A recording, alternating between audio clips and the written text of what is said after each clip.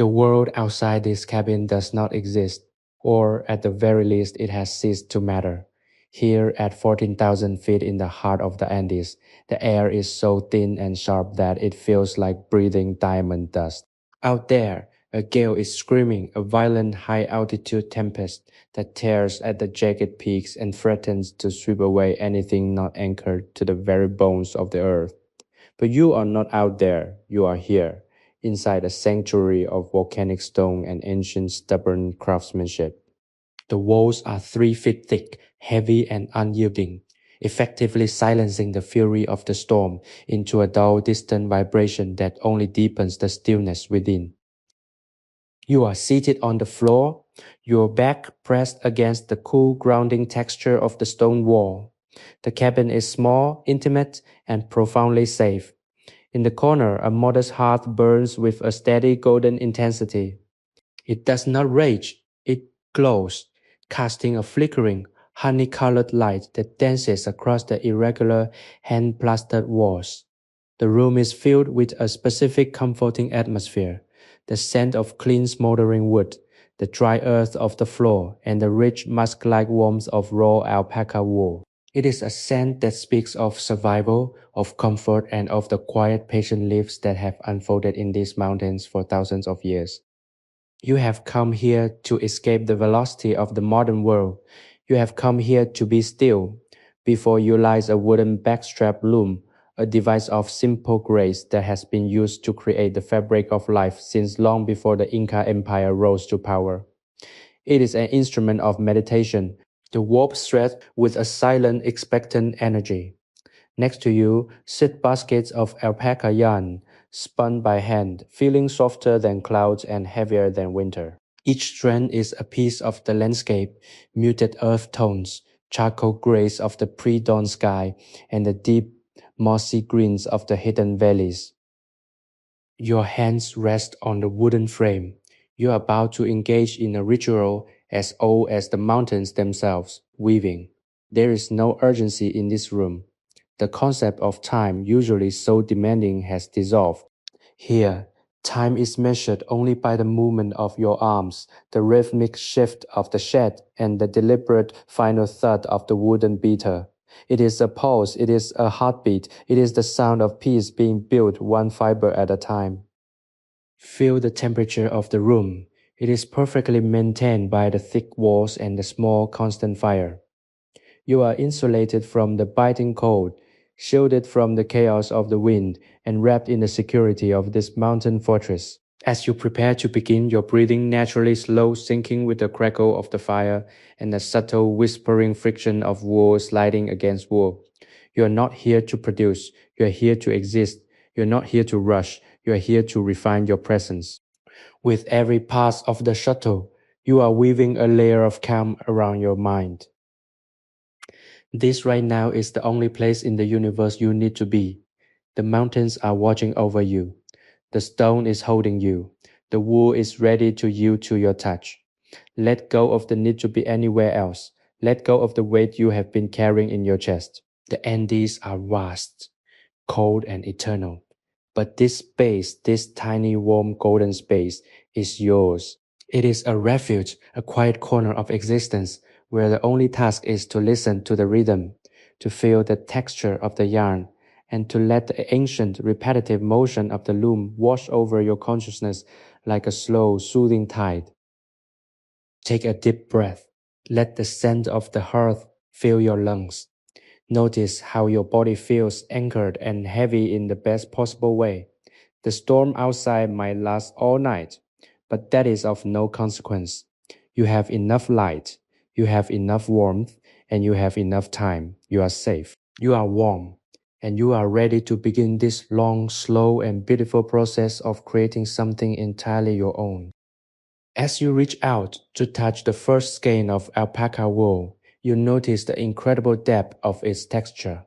It is not like modern processed fibers that feel uniform and sterile. This wool carries the memory of the high altitude, the resilience of the animals that grazed on the sparse, hardy mountain grasses, and the careful hands of those who spun it. It feels alive under your fingertips. Each strand is slightly irregular, a testament to the manual spinning process that leaves the natural lanolin intact, giving the wool a soft, oily suppleness that promises genuine warmth. When you press your fingers into the pile, it doesn't just sit there, it seems to hold its shape, retaining the heat of the room and the intention of your touch. You pick up the wooden shuttle, its surface polished smooth by decades of use. It is carved from a dense dark hardwood that feels cool and balanced in your hand. This tool is an extension of your own intention, a bridge between the raw potential of the yarn and the finished protective fabric you are creating. You begin to pass it through the shed, the space you have created between the warp threads. The motion is fluid, practiced, and intentional. The shuttle glides through the opening, a silver-gray blur of wool trailing behind it. It is a graceful sliding movement that requires no force, only a gentle guidance. As the shuttle emerges on the other side, you pause. This is the moment of transition. The thread is in place, but it is not yet part of the whole. It is still an individual strand, waiting to be woven into the collective identity of the blanket. You feel a profound sense of satisfaction in this minor action in the world you came from. Things are often complex, requiring endless negotiation and constant adjustment. Here, everything is simple. Either the thread is in or it is out. There is a binary clarity to weaving that brings an immediate soothing relief to the mind. You are reclaiming your focus, pulling it back from the scattered, noisy periphery of your life and centering it entirely on this single beautiful task. The light from the hearth shifts as a piece of wood settles in the coals, sending a small spray of golden sparks upward into the soot-stained rafters. The room brightens for a moment, illuminating the dust motes dancing in the air, then dims again to a soft, intimate amber. You watch the light move, feeling the warmth against your skin. The thick stone walls are like a giant thermal battery, absorbing the heat of the day, or perhaps the heat of centuries, and radiating it back out in a slow, steady wave. You are entirely cocooned. The cold of the Andes, which would be lethal to anyone exposed to it, is merely an abstract concept to you now. It is a reminder of the barrier that exists between you and the elements, and that barrier is firm, secure, and permanent. You pick up the wooden beater again. This piece of wood is heavier, wider, and designed to perform the most important job in the entire process. You align it with the fell of the fabric, the edge where the new thread meets the finished weave. You pull it toward you with a steady, controlled motion. Third, the sound is rich and hollow, echoing slightly in the small cabin before being absorbed by the thick woolen blankets hanging on the walls. Third, the thread is now locked in place, packed tight against its neighbors. There is a sense of finality to this sound that is deeply comforting. It is the sound of a job done well. It is the sound of construction, of progress, and of the slow, methodical creation of a barrier against the cold. With each beat of the loom, you feel yourself drifting deeper into a state of rhythmic meditation. Your mind begins to mirror the motion. You are no longer thinking about tomorrow or yesterday or the obligations that usually pull at your sleeves. You are thinking only of the warp and the weft. You are thinking of the tension, the balance, and the soft organic friction of the fiber. It is a form of deep rest that requires no sleep.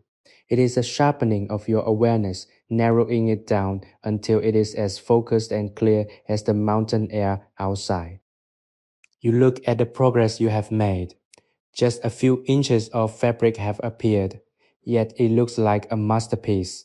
The density of the weave is beautiful, a tight interlocking mesh of natural colors that seem to ripple like the surface of a mountain lake. You realized that you are not just making a blanket, you are weaving a map of this moment. The tensions you felt earlier are being woven into the fabric, and as the fabric tightens, the tensions are being smoothed out of your own mind. The blanket is becoming a vessel for your peace, and as it grows larger, your own capacity for stillness grows with it. You are becoming as sturdy as the stone walls, as warm as the fire, and as rhythmic as the loom. You are finding that the deeper you go into the work, the more the world outside loses its power to disrupt you. You are in your element, in your fortress, and in your peace. The fire in the hearth has burned down to a bed of glowing amber red coals, radiating a soft, steady heat that permeates every corner of this small stone sanctuary. The rhythm of the weaving has become so ingrained in your body that you no longer have to think about the mechanics of it. Your hands move with a natural ancient intelligence.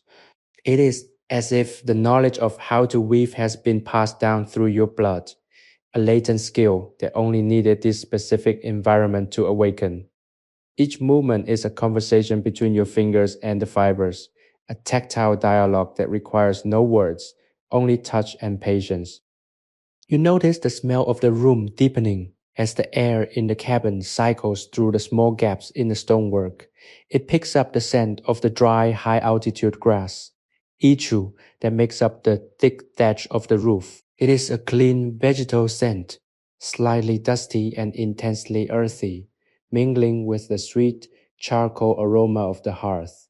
You breathe it in, feeling it settle into your lungs, grounding you even further into the physical reality of this space. The outside world, with its frantic demands and relentless noise, feels like a dream you once had, one that is fading rapidly as you focus on the immediate tangible present.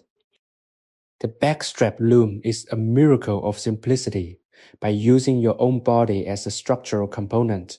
The strap around your lower back and your legs providing the tension. You are physically tied to the work. When you lean back, the warp tightens. When you lean forward, it releases. This connection means you can feel the very pulse of the fabric. If you tense up, the loom feels it. If you relax, the loom responds by becoming more pliable, more receptive to your rhythm. You have learned to lean back just enough, finding the perfect point of tension where the threads are held securely but not strained. It is a lesson in balance, a physical metaphor for how to carry the responsibilities of life without letting them break you. You reach for the shuttle, and your fingers brush against a bundle of yarn that is incredibly soft, dyed with the crushed petals of native flowers to a deep, resonant indigo. This specific yarn feels different than the others. It is finer, silkier, a luxury in this harsh environment. You choose to incorporate it now, threading it through the shed with extra care. As you beat it into the weave, you watch how the dark blue settles next to the warm natural alpaca cream. The contrast is subtle yet beautiful. It creates a pattern that looks like the night sky over the Andes, a vast dark expanse broken only by the faint shimmering light of distant stars. You find yourself imagining the person who might use this blanket. Perhaps it will be someone tired from a long journey through the mountain passes, someone who needs exactly this kind of warmth to recover their strength. Or perhaps it is for you a physical manifestation of the comfort you are cultivating tonight. The realization hits you that you are not just weaving threads, you are weaving an intent. You are weaving a promise of safety, a declaration that no matter how cold the night, how thin the air, or how fierce the storm, there is a place of warmth and security that can be created by hand.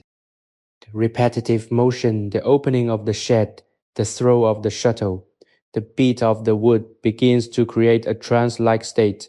Your internal monologue, which usually provides a constant stream of commentary on your life, has quieted down to a mere whisper. You are observing your own thoughts as if they were clouds passing by outside the cabin, unable to touch you. You are centered in the core of your own being. The world has narrowed down to this small golden lit patch on the floor, and you find that this narrowing is not a restriction but a liberation.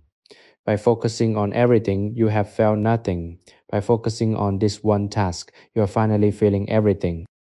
The texture of the blanket is growing thicker. You can feel the weight of it across your lap, a heavy, comforting pressure that anchors you to the floor.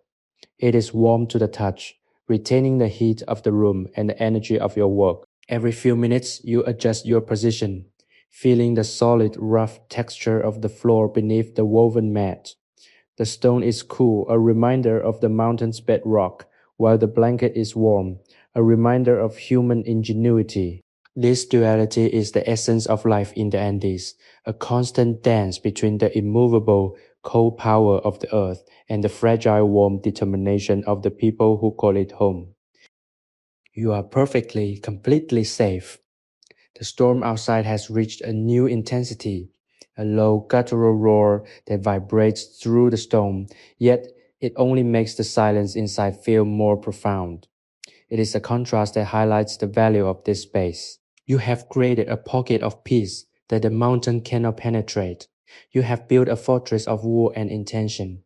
And as you continue to weave, you realize that this peace is not something you have found, it is something you have made. You are the architect of your own tranquility, and the loom is your tool.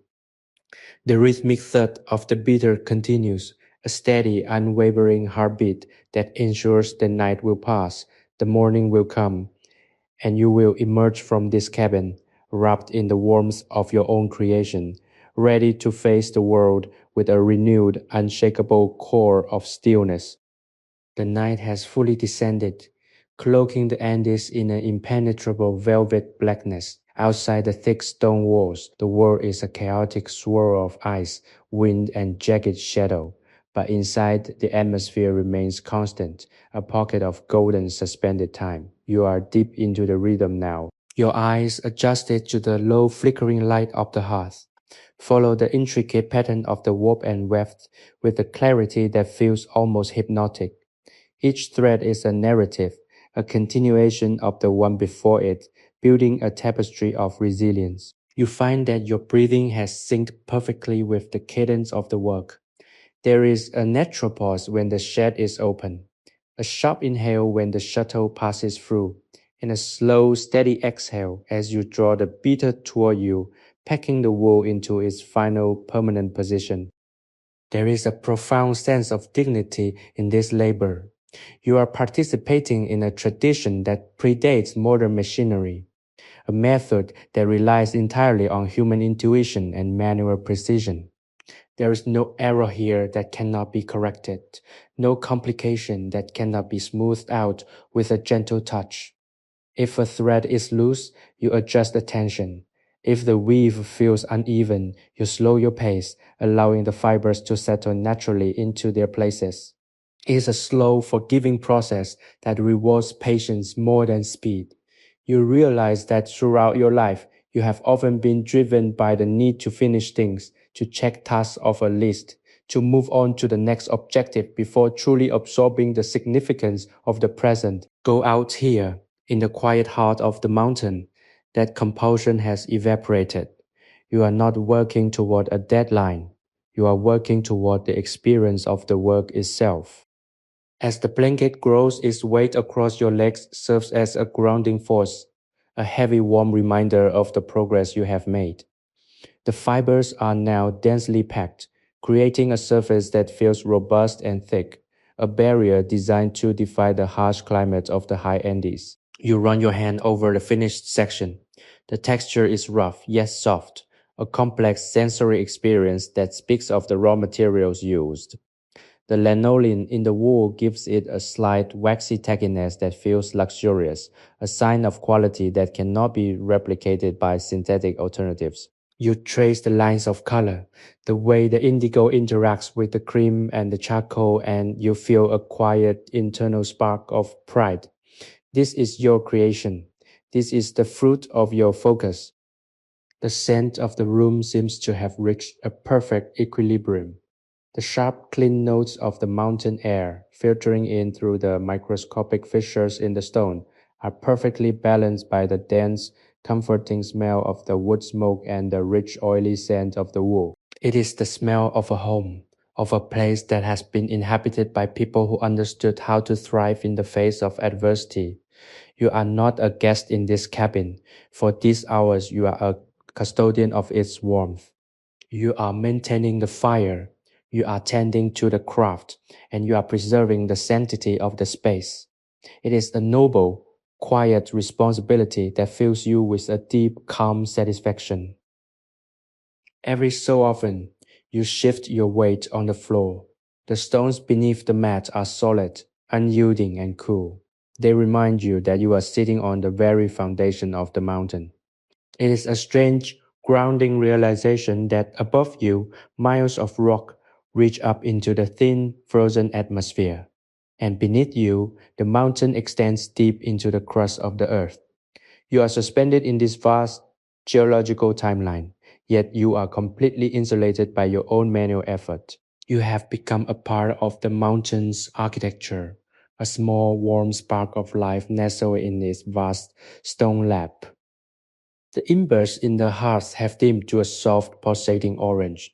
They no longer crackle or spit, but instead release a continuous low-intensity heat that keeps the chill of the high altitude at bay. The light they cast is steady, illuminating the room in shades of bronze and deep shadow. You watch the way the shadows crawl across the ceiling, changing their shape as the fire slowly consumes the last of the wood. It is a slow motion dance, a visual lullaby that encourages your mind to continue its descent into deeper levels of relaxation. You are no longer thinking in words, you are thinking in textures, in rhythms, and in the feeling of the loom under your hands. This is the beauty of the craft. It bypasses the analytical worrying parts of the brain and speaks directly to the senses. It provides a tactile feedback loop that validates your existence in the here and now. You are doing something real. You are making something that will keep someone warm, something that will endure, something that has value beyond the fleeting trends of the world outside. The sense of purpose this provides is the ultimate antidote to the anxiety of modern life. You are grounded, you are capable, and you are surrounded by the tools and the materials you need to thrive. As you reach for the shuttle again, you notice how effortlessly your hand finds it. There is a muscle memory forming, a deep-seated familiarity that makes the process feel almost automatic. You are losing yourself in the weave, and in that loss, you are finding a more expansive, peaceful version of yourself. The walls, the fire, the wool, and the rhythmic thud of the beater are the only constants. Everything else has fallen away. You are in the heart of the Andes, in the sanctuary of the stone cabin, and for as long as you keep weaving, you are safe from everything that lies beyond these walls. You are at peace and you are home. The rhythm of the loom has become a permanent feature of your reality, a steady, pulsing cadence that defines the passing of time. Every pass of the shuttle, every pull of the beater feels like a deliberate step further away from the chaos of the world you left behind and deeper into this sanctuary of stone and wool. You find yourself noticing smaller, more delicate details now. The way the individual fibers catch the waning light of the fire, the subtle variations in the tension that reveal the history of your own focus, and the way the air in the room seems to hum with the quiet intensity of your concentration. Your body has entirely surrendered to the task. The initial tension in your shoulders has vanished, replaced by a supple rhythmic strength. You are no longer fighting the work. You are simply allowing it to flow through you, using your own core as the anchor for the loom, your back serving as the tension bridge for the threads. This level of immersion is something you rarely encounter in your daily life. Usually, you are bombarded by notifications, demands, and the relentless noise of constant connectivity.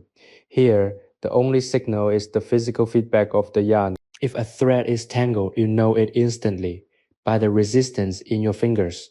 If the tension is off, you feel it against your back. It is a form of communication that is entirely honest, completely transparent, and deeply satisfying. You have realized that by simplifying your world to the essentials, the warmth of the fire, the texture of the wool, the stability of the stone, you have gained a level of clarity that is otherwise impossible to find. You are finally truly present. As you pause for a brief moment to adjust the warp, you take the opportunity to look around the cabin. The flickering firelight catches the rough, uneven surfaces of the stone walls, highlighting the craftsmanship that went into building this place.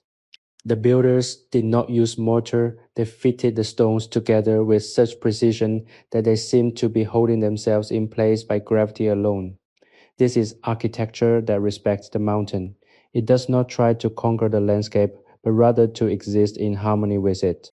The thatch roof, thick and resilient, provides the final layer of insulation, muffling the high altitude winds into a soundless void. You are in a vessel of protection, and that knowledge allows you to sink even deeper into the comfort of your task. There is a deep emotional resonance to the act of weaving. You are creating a physical object of utility and beauty out of raw natural materials. There is a primal satisfaction in that, a connection to the generations of people who built their lives in these peaks, surviving through their own skill and their ability to turn what the earth provided into the necessities of survival. By weaving this blanket, you are participating in a lineage of endurance. You are adding your own small chapter to a story that spans centuries, and as the blanket grows, you feel a sense of accomplishment that is not tied to a digital metric or a professional goal. It is a purely human achievement, measured in inches, in fibers, and in the warmth you have successfully captured. The air in the room is heavy with the scent of burning wood and the natural, slightly pungent and very comforting aroma of raw alpaca. It is a scent that you now associate with safety. When you take a deep breath, you can feel it filling your lungs, anchoring you to the floor and the solid reality of the cabin. The fire is now a low, concentrated core of heat, the wood having burned down to charcoal. The silence is profound. It is not an empty, cold silence, but a heavy, warm, and protective one.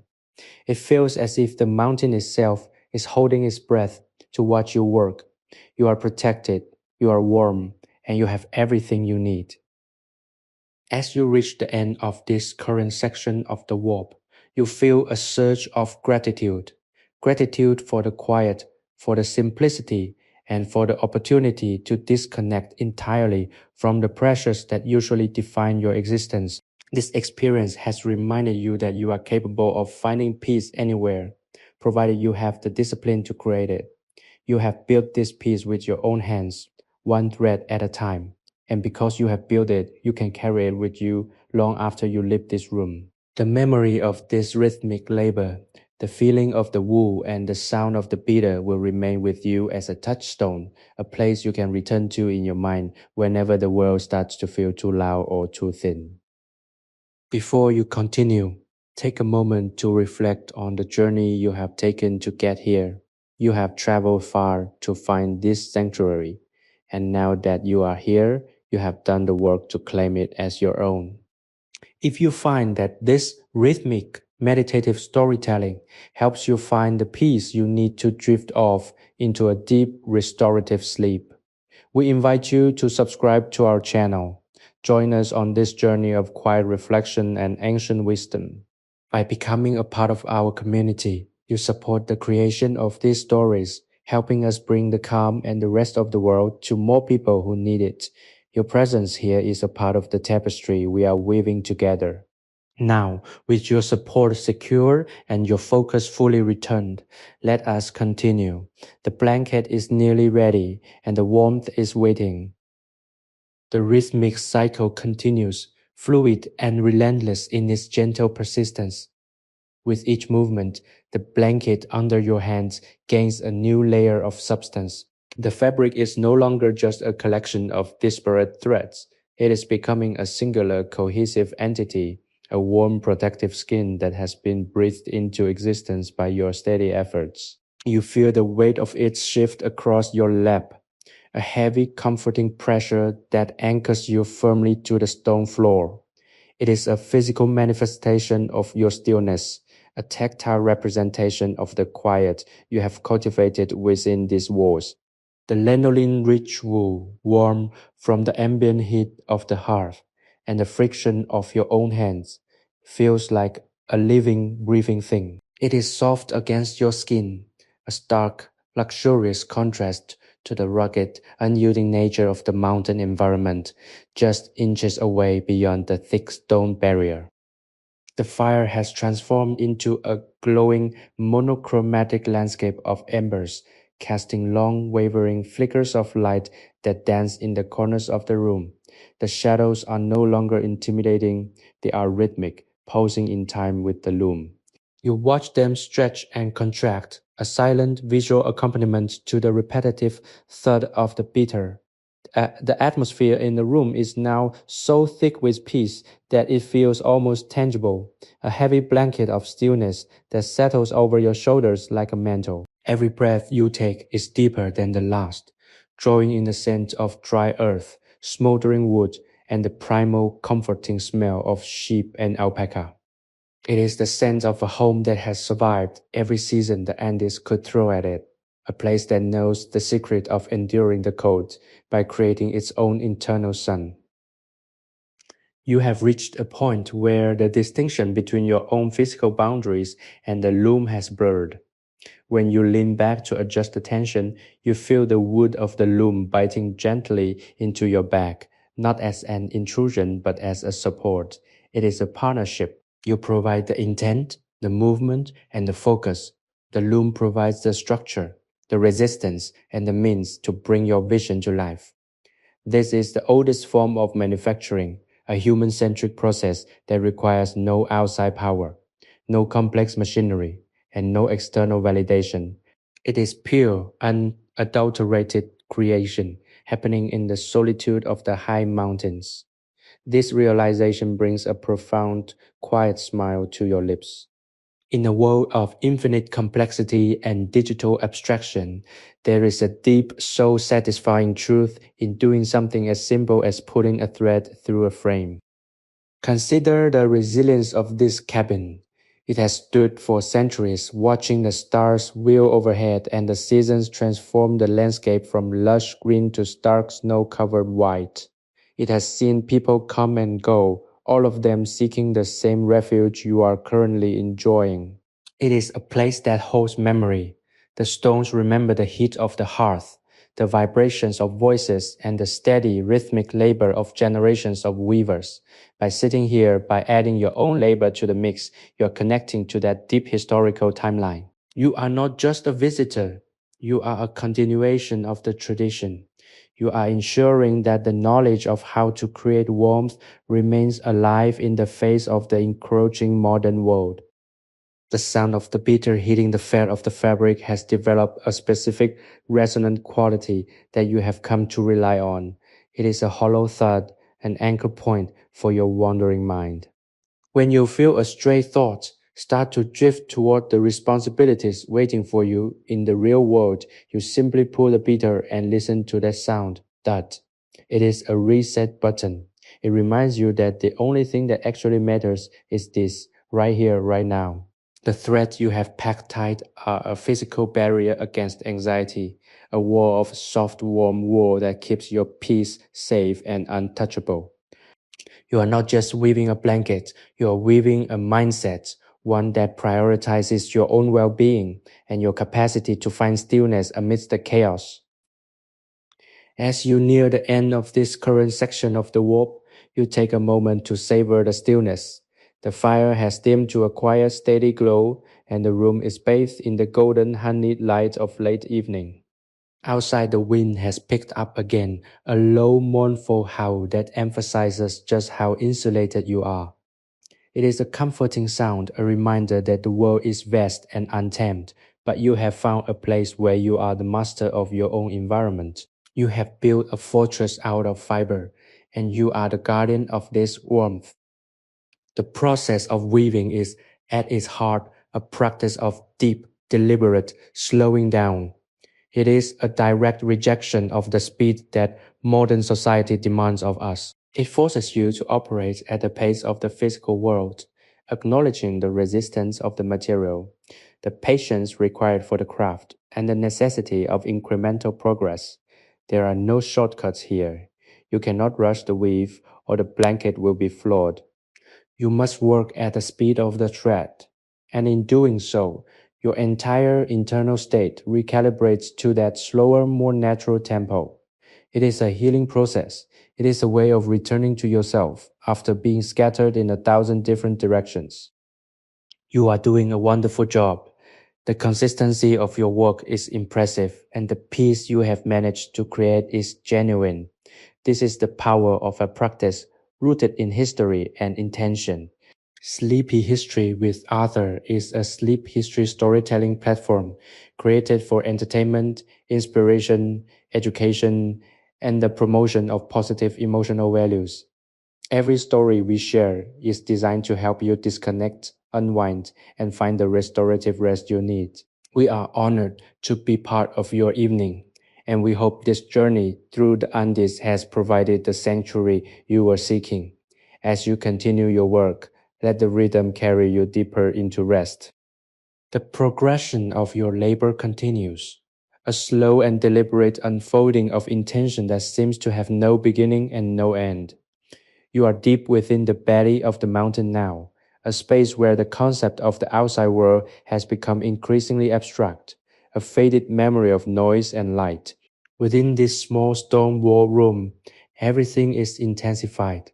The golden light of the dying hearth is constant, painting the room in deep saturated hues of honey and bronze. The texture of the wool, that raw, slightly oily, and wonderfully warm alpaca, has become the only physical sensation that holds any real meaning. Your fingers moving with the practiced ease of someone who has done this for lifetimes. Find the shuttle, the warp, and the beater with a precision that defies your own conscious thought. You are in a state of flow, a place where the ego dissolves and only the action remains. As you lean back into the strap, pulling the warp taut, you feel the weight of the blanket against your legs. It is becoming substantial, a heavy shroud of security that protects your lower body from the lingering subtle chill of the floor. This weight is a comfort, a sensory anchor that tells your brain that you're safe, that you're grounded, and that you're exactly where you're meant to be. The rhythmic thud of the beater is the heartbeat of this room, a steady pulsing sound that keeps the silence from becoming too profound. It is a beat that you have internalized, a rhythm that now dictates your own breathing. Each cycle, the opening of the shed, the throw of the shuttle, the firm rhythmic compression, is a step further into a deeper, more restorative version of yourself. You find your mind drifting to the material itself. The alpaca yarn is a remarkable substance, evolved to withstand the extreme temperature swings of the Andes. Its hollow core, meaning it traps heat with incredible efficiency, and yet it is remarkably lightweight and breathable. As you weave it, you are effectively constructing a personal microclimate that you can carry with you. There is a primal ancestral intelligence in this craft. You are using the tools of the earth to solve the problems of the environment. The stone walls of the cabin solve the problem of the gale. The wool solves the problem of the cold. Everything in this room has a purpose, and that purposeful clarity is the true source of your tranquility. You don't have to wonder about your needs here. They are already being met. The scent of the room is now so familiar that it has become a part of your own consciousness. It is the smell of wood smoke, but not the harsh, acrid smoke of a city fire. It is the clean, sweet, and lingering scent of dry scrub wood burning in a low oxygen environment. It is the scent of the earth, the dust of the floor, and the rich lanolin heavy aroma of the wool. It is a smell that feels like coming home to a place you have never been, a recognition that resonates deep in your bones. Every time you inhale, you feel your nervous system respond, dropping your guard, softening your jaw, and releasing the tension you didn't even realize you were holding. This is the power of the sanctuary. It is a place where you are allowed to stop fighting, stop preparing, and simply be. Look at the way the light catches the weave, the patterns you're creating. A series of soft interlocking chevrons are beginning to emerge with clarity. They are a physical record of your time spent here, a map of your focus. If you were to look closely, you could see where your rhythm was more energetic and where it became more meditative. It is a chronicle of your state of mind. And as you continue, you see that the pattern is becoming more consistent, more even, as your own internal state mirrors the regularity of the loom. You are being shaped by the work just as much as you are shaping it. You are becoming a person who moves with purpose, who speaks with clarity, and who lives with a rhythm that cannot be easily disrupted. There is a profound sense of isolation here, but it's not the kind that brings loneliness. It's the kind that brings relief.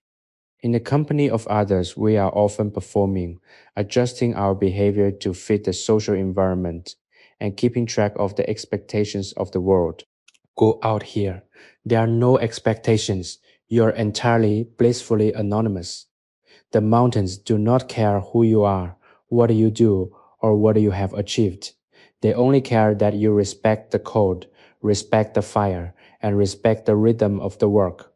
This anonymity is a liberation. It allows you to shed the roles you play in your daily life and just exist as a human being, a sentient entity in a beautiful, quiet space. As the fire burns down to its final glowing embers, the room settles into a deep, velvety darkness. The only light left comes from the dull red warmth of the coals, a dim, pulsing glow that makes the room feel even more intimate.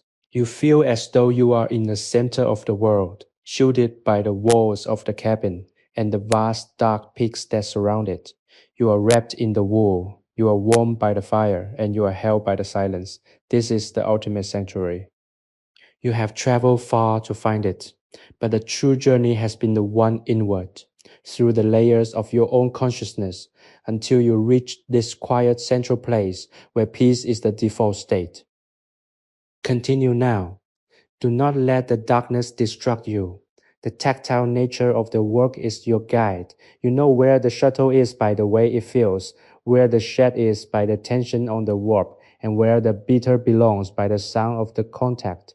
You are in perfect harmony with the tool. Keep the rhythm. Let it wash over you. The blanket is growing. The room is holding you, and the night is passing in the most gentle, restorative way possible. You are almost there. The work is nearly complete, and the piece you have woven is yours to keep, a permanent addition to your internal landscape. The darkness of the cabin is now almost absolute, save for the rhythmic pulsing heartbeat of the hearth's remaining embers. In this deep ink-like void, your other senses have sharpened to an extraordinary degree. You do not need to see the loom to know exactly where every part of it sits. You can feel the precise angle of the wooden beater in your hands, the exact tension of the warp threads against your palms, and the subtle, organic weight of the alpaca wool as you guide it through the shed. You have become one with the process. The boundaries between your body and the tools have dissolved, leaving only the experience of the work itself. This is a level of somatic intelligence that is rarely achieved in the modern distracted world, a state where action and awareness are perfectly synchronized. The air remains cool, yet you are swathed in a layer of profound dry warmth. The thick stone walls of the Andes mountain cabin have successfully locked in the day's residual heat, creating a microenvironment that defies the howling, sub-zero gale outside. You find that you can hear the wind differently now. Instead of it sounding like a threat or a chaotic force, it has become a distant low-frequency hum, a geological background noise that serves only to highlight the sanctity of your silence. The contrast is intoxicating. To be so close to the raw, untamed power of the high Andes, yet completely insulated by your own manual industry, provides a feeling of mastery and security that is deeply fundamentally satisfying. You continue the movement, your arms sweeping in that wide, graceful arc that has become the signature of your stay here. Swoosh goes the shuttle, sliding through the shed with the silent fluid ease of a bird in flight. Thud goes the beater, a firm, decisive punctuation mark that settles the yarn into its new home. It is a language of touch.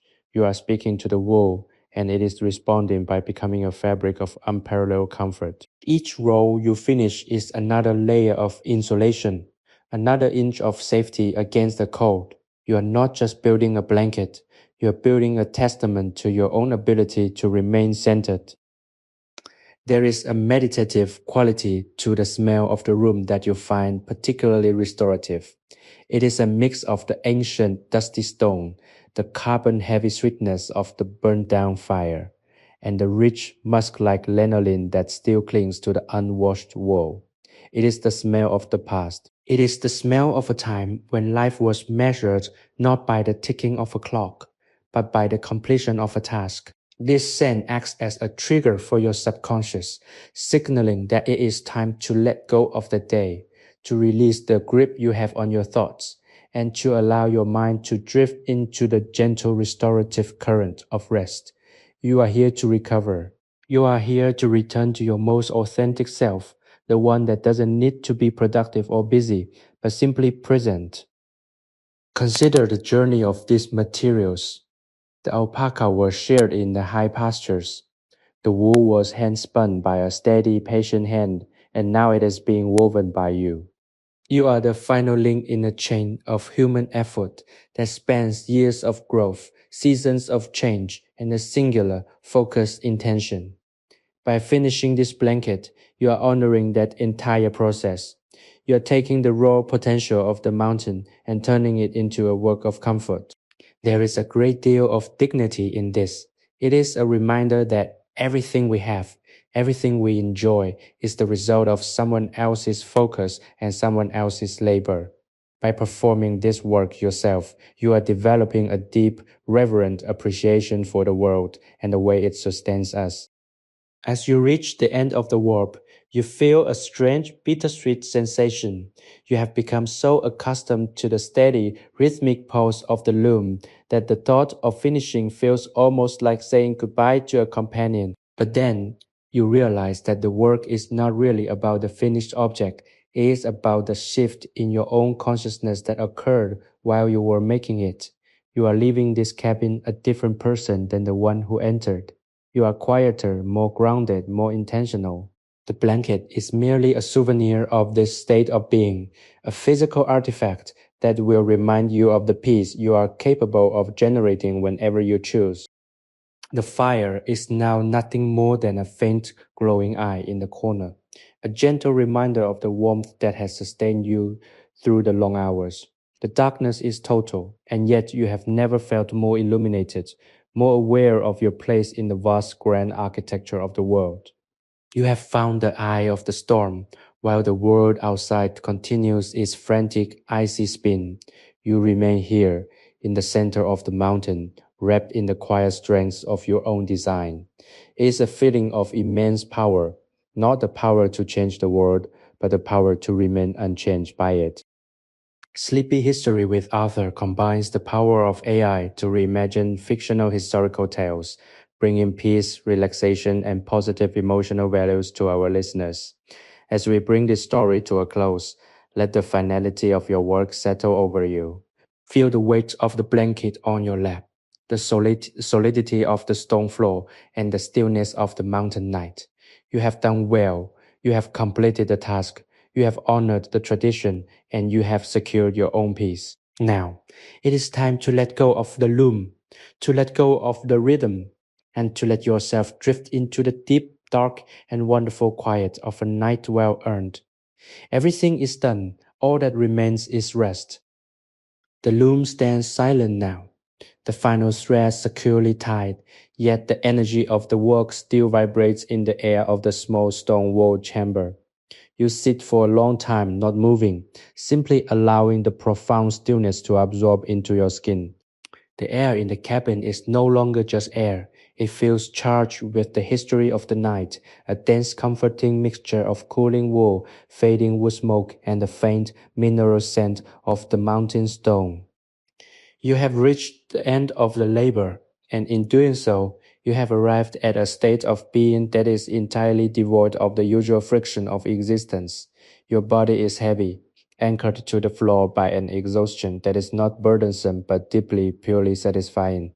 You are like a stone that has finally settled into the earth after a long journey down a river. You are exactly where you belong, in the soft, dark comfort of your own presence.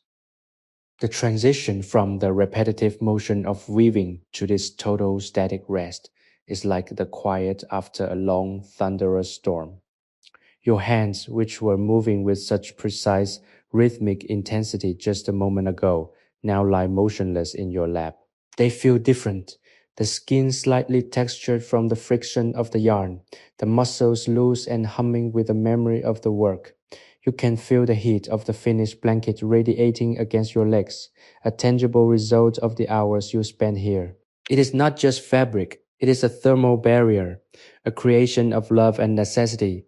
You reach out your fingers tracing the edges of the weave, feeling the tight interlocking structure you built row by row.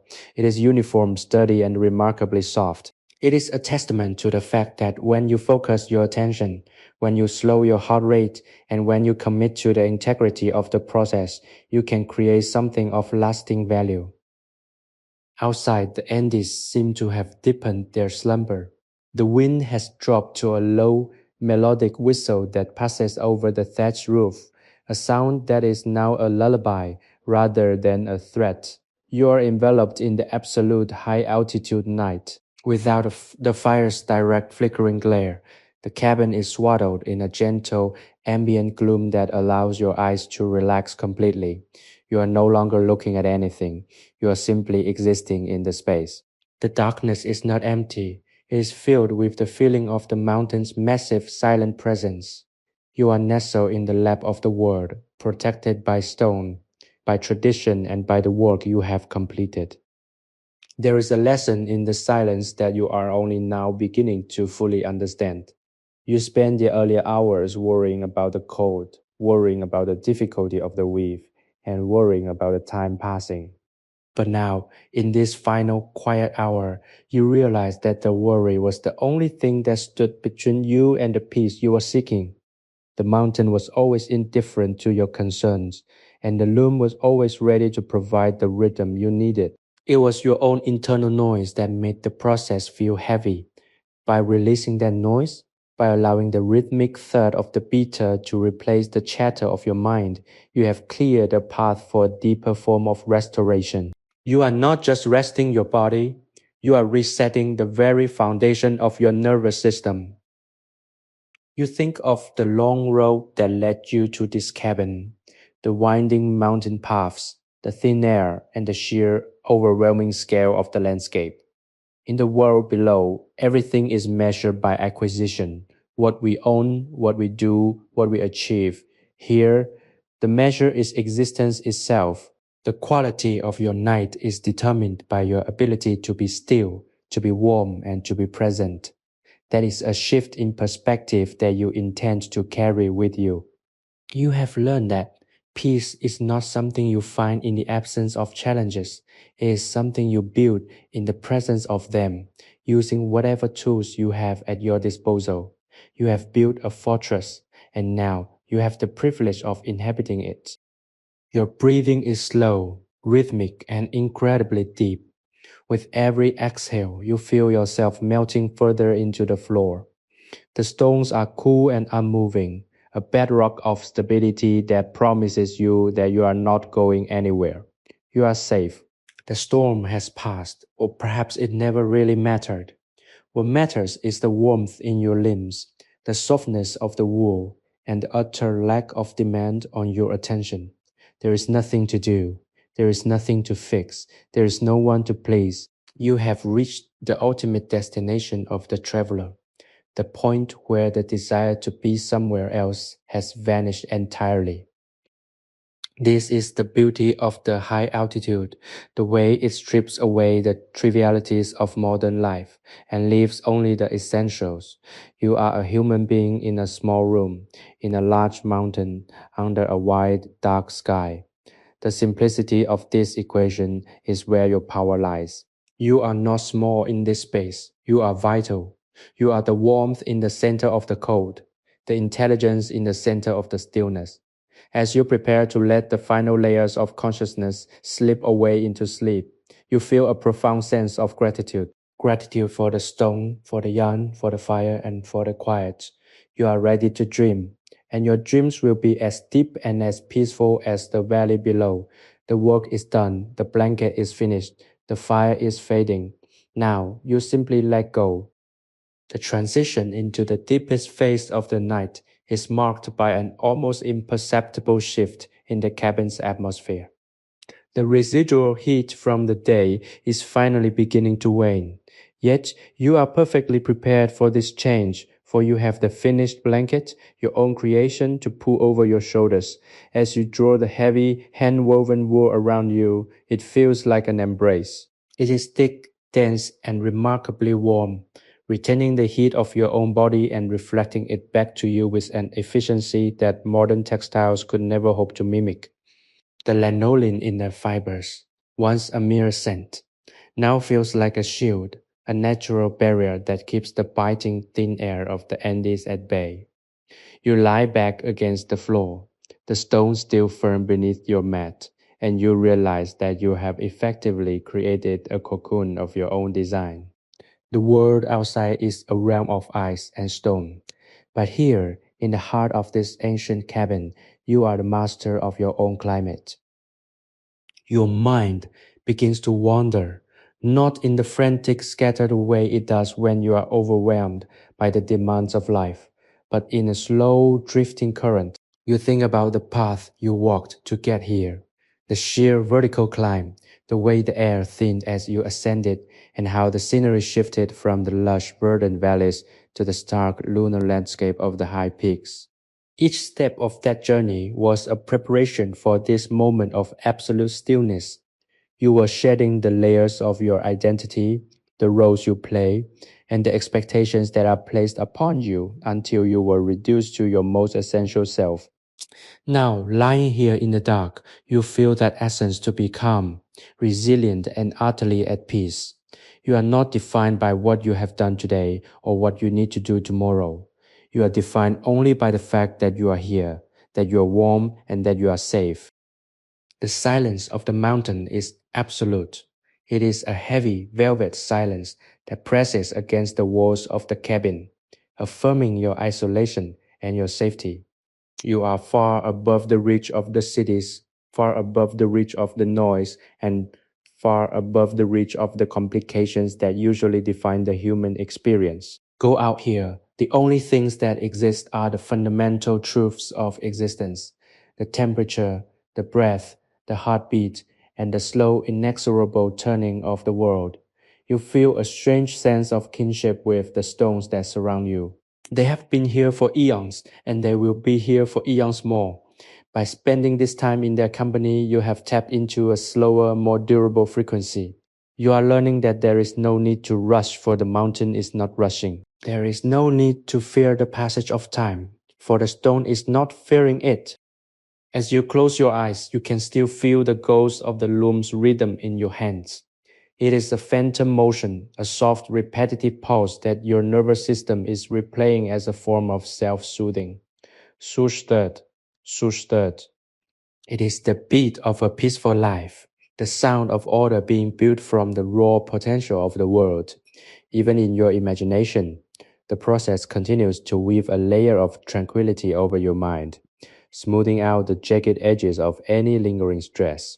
You are drifting closer to the edge of sleep, that wonderful liminal state where the conscious mind begins to relinquish its control and the subconscious takes over. It is a safe descent. You are not falling into an abyss. You are sinking into a soft, waiting depth that promises only rest.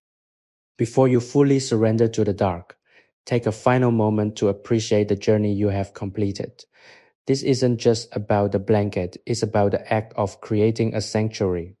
If this rhythmic, meditative storytelling has been a source of comfort for you, and if you find yourself returning to this space of peace, we encourage you to support our work by subscribing to the channel and joining our community. You are helping to ensure that these stories of rest, history, and reflection continue to reach those who need them most. Your engagement allows us to keep the fire burning and the looms turning. We are deeply grateful for your presence in this space. Now, let the rest of the world fade completely. There is nothing left for you to do. The night is yours, the warmth is yours, and the deep, silent peace of the Andes is your final, beautiful destination. The sensation of the wool against your skin is absolute luxury. It is a coarse yet infinitely soft fabric, bearing the rugged character of the Andean high plains while offering the gentle embrace of a cloud. As you shift your position on the stone floor, the fibers settle around you, creating a localized pocket of warmth that feels entirely detached from the freezing thin air outside. You are no longer merely in a cabin.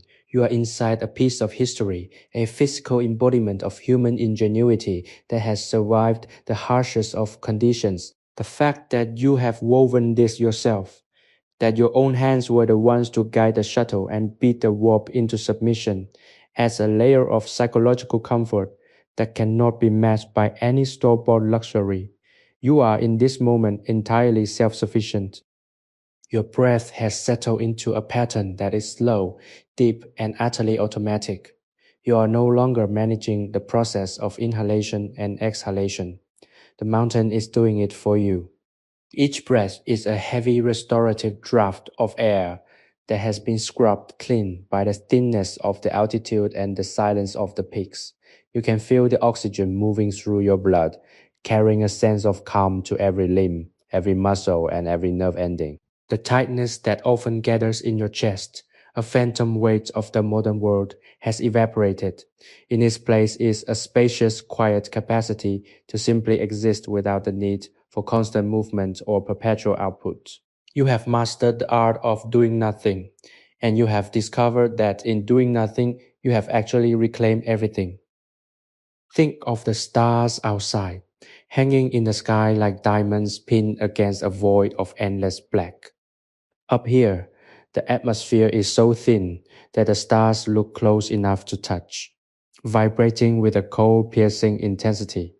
You know they are there, wheeling in their silent ancient orbits, but you do not need to look at them to feel their presence. They are the same stars that guided the builders of this cabin, the same stars that look down upon the travelers, the shepherds, and the weavers who came before you. By lying here, you are sharing the same view, the same experience, and the same fundamental relationship with the universe.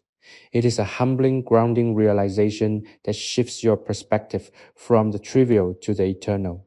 You are a part of the grand, slow rhythm of the cosmos.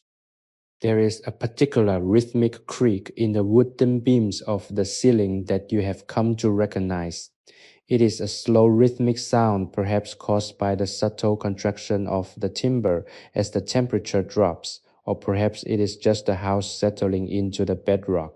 It is a house sound, the heartbeat of the structure itself. It is a steady, reassuring noise that tells you the cabin is solid, that it is anchored, and that it is holding its own against the elements. You listen to it with a sense of immense gratitude. You are not just a passenger on this mountain. You are a resident of its most secure sanctuary. The cabin is your armor, and the wool is your velvet lining. You are invulnerable to the storm. As you drift further into the stillness, you find that your memories are becoming less like events and more like textures. You don't recall the specific stresses of your work week or the complex interactions of your social life. Instead, you remember the tactile feeling of the wood in your hands, the warmth of the fire on your face, and the specific golden hue of the dying embers. These sensory memories are the only ones that have any weight tonight. They are the only ones that matter. You are trimming the tree of your consciousness, cutting away the dead branches of worry and the social obligation, and leaving only the fruit of the present moment.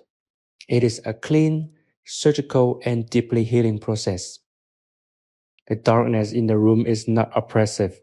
It is rather a form of total rest. In the daylight, we are constantly processing information, constantly navigating the world through our vision.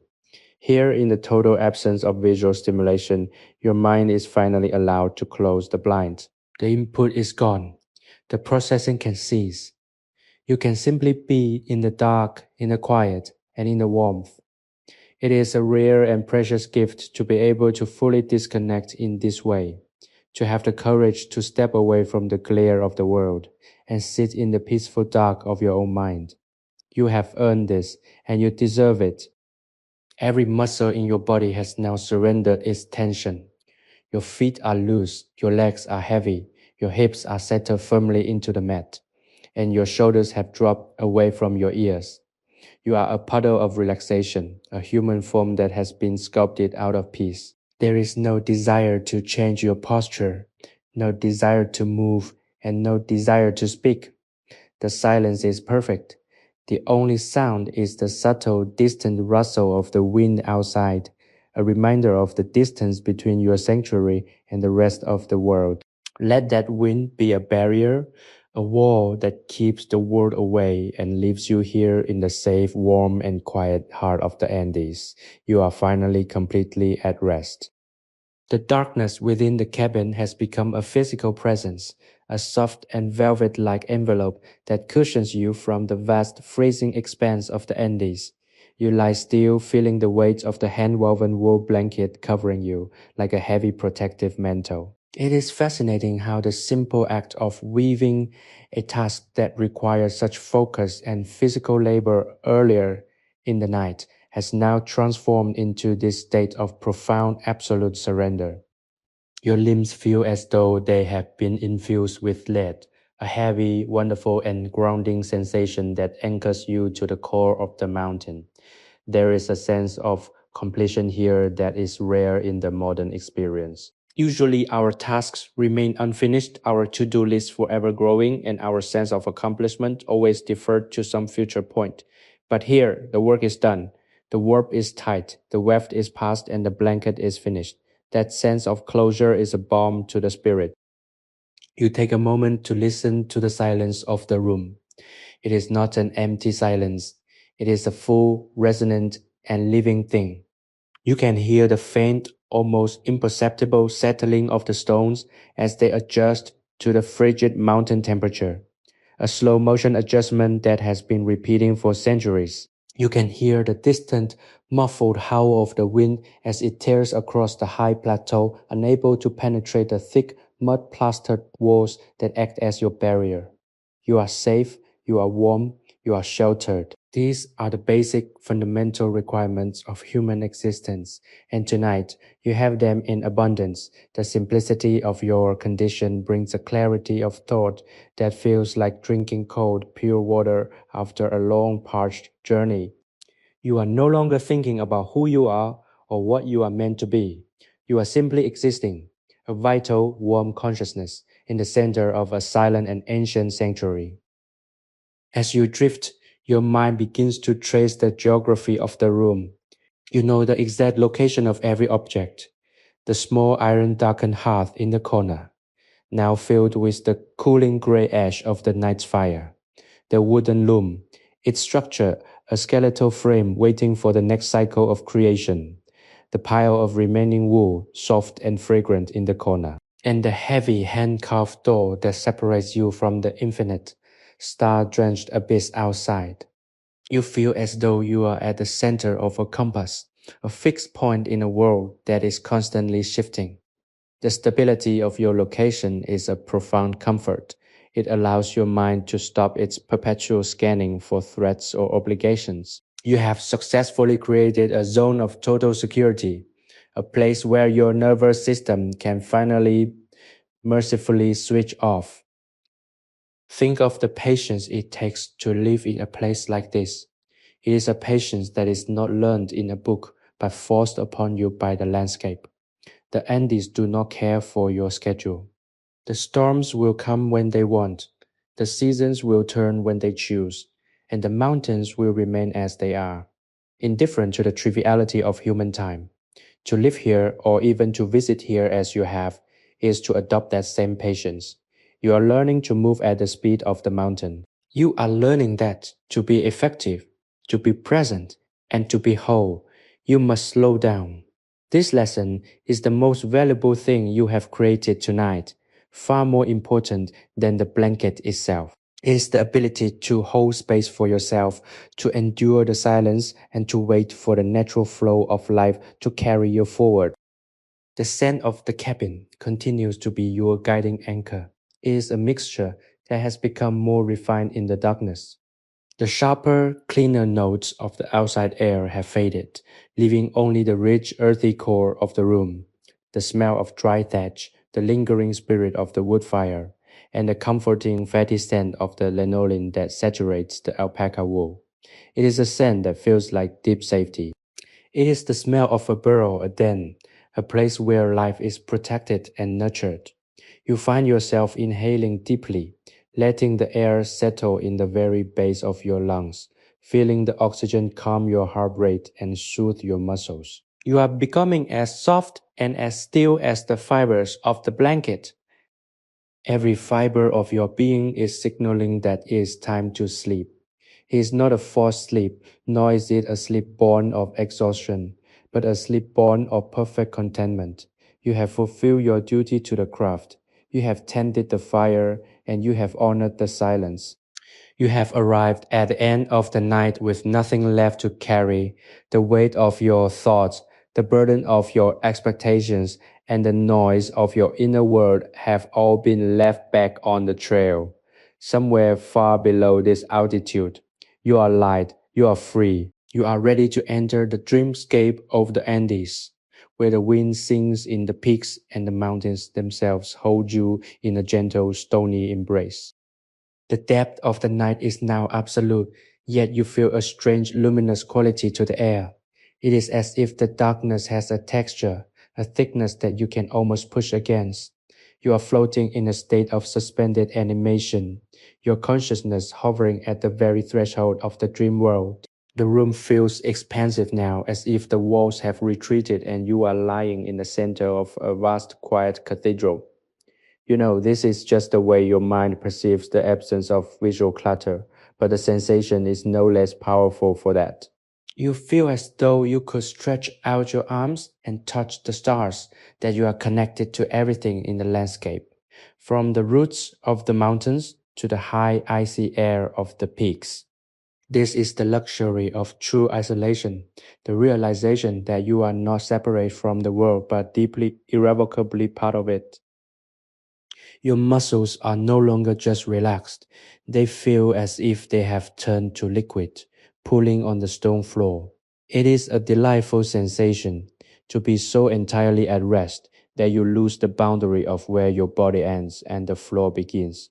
You are one with the sanctuary. The blanket continues to hold your warmth against your skin, a perfect, steady temperature that feels like a soft, constant hug. You move your hand an inch and feel the rough hand-woven texture of the wool, a tactile reminder of the effort you put into the night. It is a good, solid texture, one that reassures you of the reality of your surroundings. You are here. You are real. You are warm. Consider the significance of the fire you built. It was a small thing, a simple collection of wood and sparks, but it transformed this cabin from a cold stone shell into a place of life. It provided the light you needed to work, the heat you needed to survive, and the focus you needed to find your center.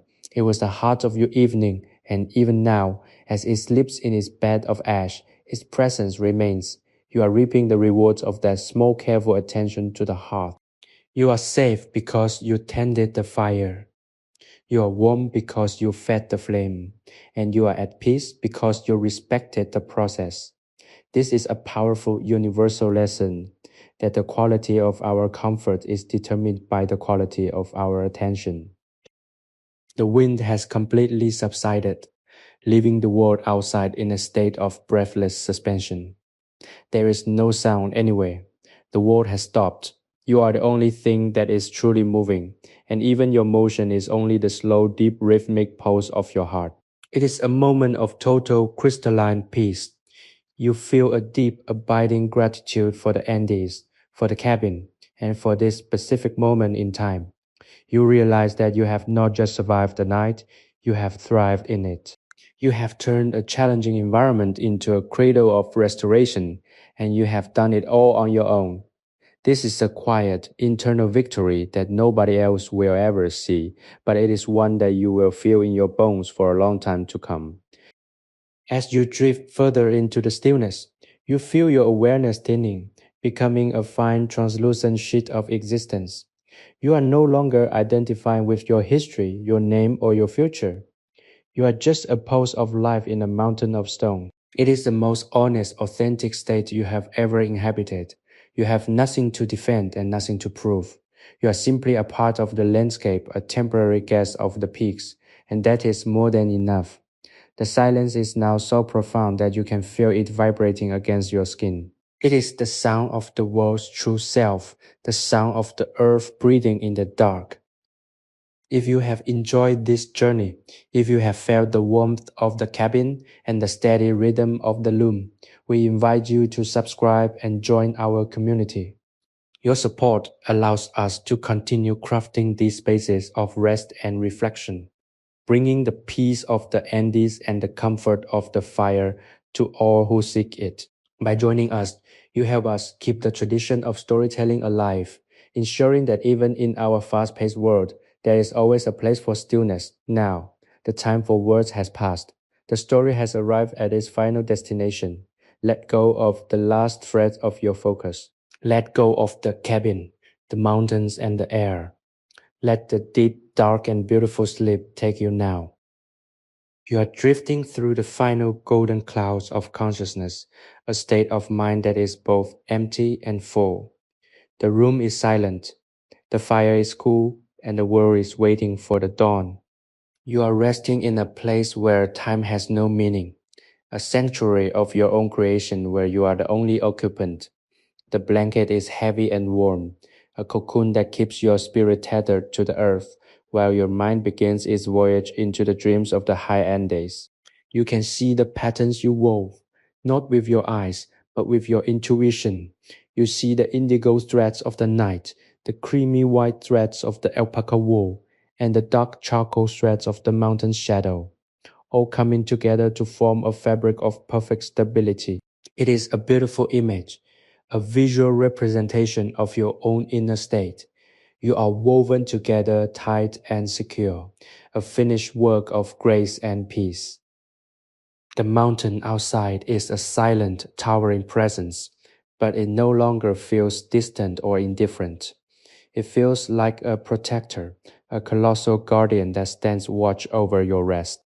You feel the weight of the peaks, the immense, slow strength of the rock, and the stillness of the ice, and you realize that you have become a part of that strength.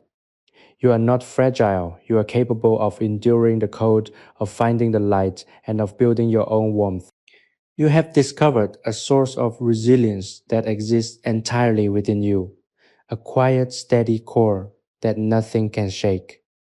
That is the greatest gift this cabin has given you, the knowledge that no matter where you go or what challenges you face, you have a sanctuary within yourself that is just as solid, just as warm, and just as peaceful as this one. Your breathing is now so quiet that you can barely hear it yourself. It is a slow rhythmic movement, a gentle ebb and flow that matches the pace of the mountain's own internal time. You are completely surrendered to the moment. There are no loose ends, no unfinished business, and no lingering thoughts. Everything that needed to be done has been completed. The loom is silent, the floor is still, and you are comfortably tucked away, wrapped in the wool of your own labor and the peace of your own making. You are ready to enter the deep, restorative sleep that will refresh your soul and clear your mind. The darkness is now your friend. It is not an absence of light, but a presence of rest. It is a soft, dark blanket that invites you to lay down your worries, to release your burdens, and to step away from the stage of the world. You have played your part, you have done your work, and now you have earned your rest. There is nothing left but the quiet, the comfort, and the slow, deep slide into the dream state. You are safe, you are warm, you are at home. The Andes will watch over your rest. The cabin will shelter your dreams, and the peace you have built will stay with you long after the sun rises. You are ready, you are whole, and you are at total, perfect, absolute peace. The stillness of the Andean night has settled into the very stones of the cabin.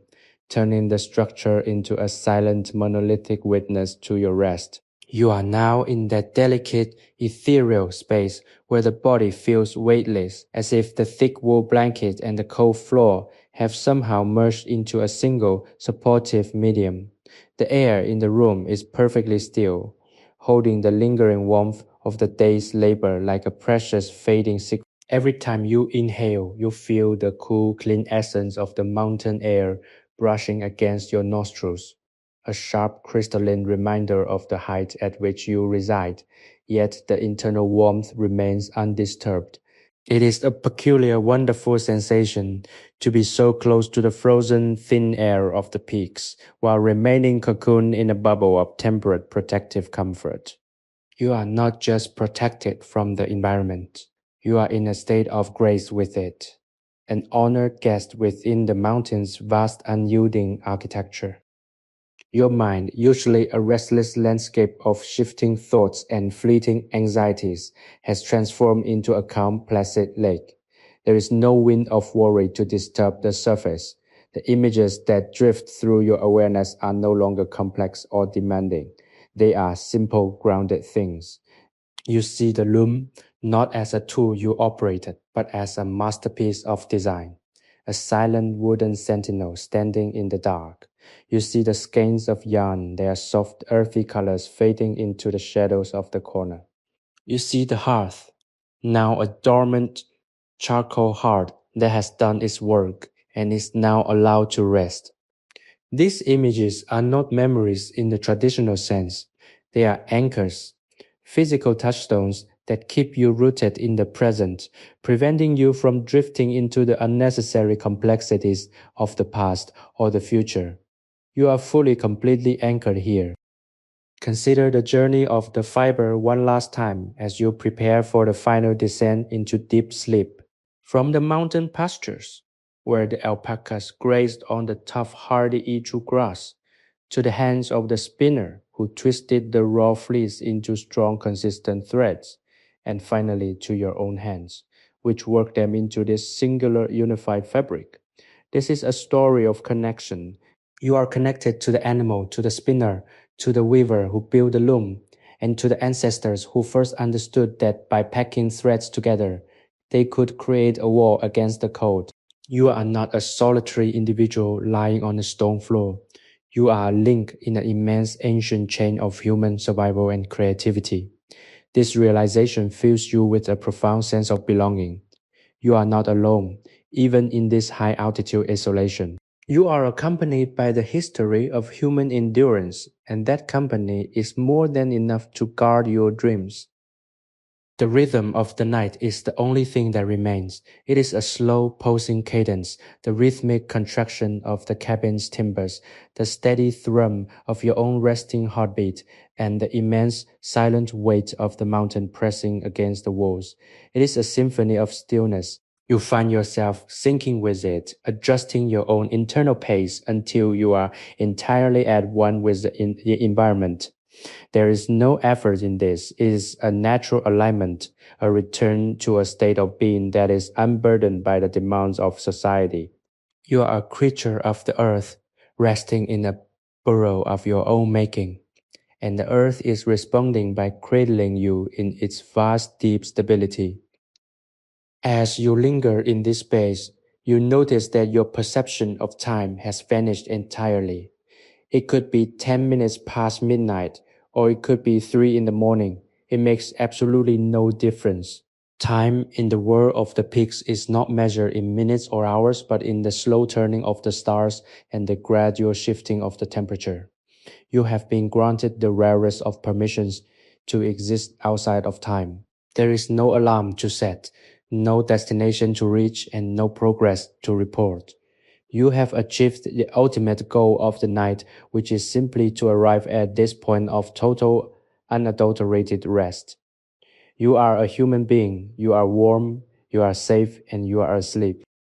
The cabin now feels like an extension of your own body, a larger, sturdier shell that mirrors your internal state.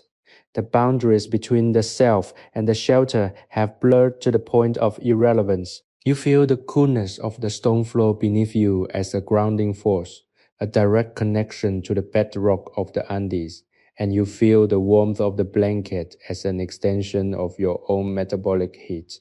It is a perfect symbiotic relationship. You are the source of the warmth, and the cabin is the guardian of that warmth. As the night deepens, the outside world feels increasingly like a distant, irrelevant dream. The storms that might be raging elsewhere, the winds that might be scouring the peaks, they have no reach here. This is a sanctuary of your own intentional design, and its walls are impervious to everything but the slow passage of time. You find yourself revisiting the feeling of the wooden beater in your hands. It was the most satisfying part of the entire process, that rhythmic, hollow thud that signaled the completion of a row. It was a sound of order, a sound of construction, a sound that gave you total control over the raw material. Even now, in the silence, you can hear that sound in your memory, a soft, reverberating tone that acts as a beacon for your relaxation. Every time your mind threatens to brighten or become alert, you visualize the beater striking the fabric, and the alert sensation immediately dissipates, replaced by a wave of calm. It is a psychological trigger, a way of signaling to your nervous system that the work is finished and the sanctuary is secure. It is the sound of success. Think about the quality of the wool again. It is not just a material, it is a memory of the summer, a storage of the mountain sun, and a gift of the earth's resilience. By wrapping yourself in it, you are wrapping yourself in the strength of the Andes. You are absorbing the survival spirit of the animals that lived and grazed in these high, thin pastures. This is why you feel so secure. It is not just the thickness of the stone, it is the quality of the insulation you have created. You have mastered the environment by working with its materials rather than against them. This is the secret to a peaceful life. Finding the materials of your own circumstances and weaving them into a blanket of comfort, regardless of how cold the wind might be blowing. Your breathing has reached the ultimate state of efficiency. It is shallow enough to be quiet, yet deep enough to satisfy your body's need for oxygen. It is the breathing of a creature that is completely at ease, entirely sure of its safety. You have entered the realm of deep, non-rapid eye movement sleep, where the brain is allowed to consolidate, to prune, and to repair. The neural pathways of worry are being softened, and the neural pathways of peace are being reinforced. You are waking up in your dreams, but the waking is not a state of tension. It is a state of total, blissful awareness of your own well-being. You are witnessing your own restoration. The stillness of the room is now so complete that you could hear a single thread snapping, yet all you hear is the profound, resonant quiet of the world. It is the sound of total potentiality, a space where nothing is happening so that everything can be prepared. You are in the eye of the hurricane, but in this case, the hurricane is the long, hard climb of your own life, and the eye is this small, perfect room. You are resting at the center of your own experience. Everything that has led you to this point has been necessary, and everything that lies ahead is currently irrelevant. Only this stillness exists. You are a vessel of peace, resting on the floor of a mountain, surrounded by the silence of the stars. As the final lingering remnants of consciousness fade away, you experience a sense of utter weightless liberation. The stone floor beneath you no longer feels like a hard surface. It feels like the palm of a giant ancient hand, holding you steady and safe in the heart of the world. The blanket is a soft, warm nebula surrounding your form, and the air in the room is like a cool, pure nectar that sustains you without effort. You are no longer you in the sense of a person with a story, a history, or a name. You are a consciousness, a witness, a spark of awareness resting in the dark. It is a beautiful, profound transformation. You have transcended the need for identity, and in doing so, you have transcended the need for effort. You contemplate the beauty of the craft one last time before the final curtain of sleep falls. Weaving is the ultimate metaphor for life. We take the threads that are given to us, the circumstances of our birth, the events of our days, the raw unspun materials of our experiences, and we pass them through the loom of our intention. We pack them together with the beat of our will. Sometimes the threads are thick and coarse. Sometimes they are soft and delicate, but they are all ours to use. The pattern is always unique and the work is never finished until we decide that it is enough. And tonight for you it is enough. The blanket is complete. The pattern is harmonious. The weave is sound. You have done the work, and now you have the right to claim the rest. There is a profound sense of completeness in the darkness of the cabin. It feels as though you are tucked into a pocket of the universe that is reserved specifically for this purpose, for the renewal of the soul. You are a pilgrim who has completed the journey, a worker who has finished the task, a traveler who has found the inn. You are done. You have arrived. The mountains are whispering their approval, a low frequency hum that vibrates through the bedrock and into your very marrow. It is a vibration of permission, a sign that it is safe to let go of the last vestige of control. The world will keep spinning without your active management. The sun will rise without your permission. The mountain will stand without your presence. You can let go. Everything you have felt tonight, the texture of the wood, the scent of the fire, the weight of the wool, the silence of the stone, is now part of your permanent library of peace. These are the tools you have sharpened. When you return to the world of noise, of velocity, and of demand, you will be able to access this moment. You will be able to close your eyes and return to this cabin. You will be able to feel the stone beneath you and the warmth above you. You have not just visited this place. You have internalized it. You have built a sanctuary inside yourself, and no one can take it away from you. That is the final greatest gift of your night on the mountain. Now, as the deep dark finally overcomes the last flicker of awareness, you feel a final sense of gratitude. Thank the mountains for their strength. Thank the loom for its rhythm. Thank the fire for its warmth. Thank the wool for its softness. And thank yourself for having the wisdom to stop, to weave, and to rest. The threads are secure. The loom is at rest. You are floating in the calm black, infinite sea of rest. The Andes are dreaming with you now. Everything is quiet. Everything is still. Everything is at peace. You are ready. Sleep now. Sleep. The absolute stillness of the late night has transformed the cabin into a space that feels untethered from reality. You're floating in a void of perfect restorative quiet, where the very act of existing feels like a form of deep meditation. The code of the Andes has become a conceptual boundary, a distant reference point that only serves to highlight the cozy enclosed reality of your sanctuary. Wrapped in the thick hand-woven alpaca blanket, you are completely shielded from the elements. The fibers of the wool are still retaining the warmth of your body, creating a micro-environment that is perfectly suited for profound recuperation. You lie in this state of suspension, feeling the heavy, grounded sensation of the stone floor beneath you, and it feels as though the entire mountain is cradling you in its massive, immovable grasp. There is no urgency, there is no ticking clock. The night has opened up to accommodate your need for peace, and you are taking full advantage of this vast, endless opening. Your mind has completely ceased its restless search for stimulation. It is no longer trying to solve problems, analyze the day, or plan for the future. Instead, it has settled into the rhythm of the present, which is as slow and steady as the rotation of the stars above the peak. You can visualize the way the mountains dance against the night sky, a jagged, dark silhouette that has endured for millions of years. Being near such a force makes your own life feel small, but in a way that is profoundly liberating. You don't need to hold the world on your shoulders. You are just a small temporary part of this vast eternal landscape.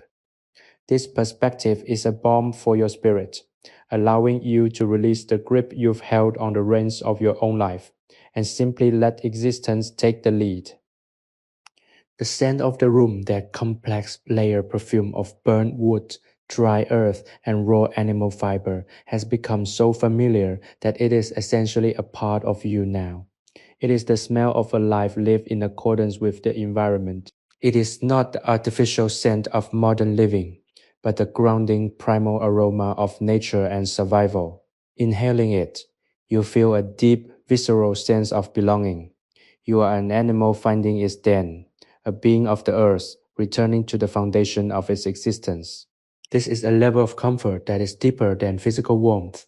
It is a spiritual settling, a sense of having arrived at a place that was always waiting for you.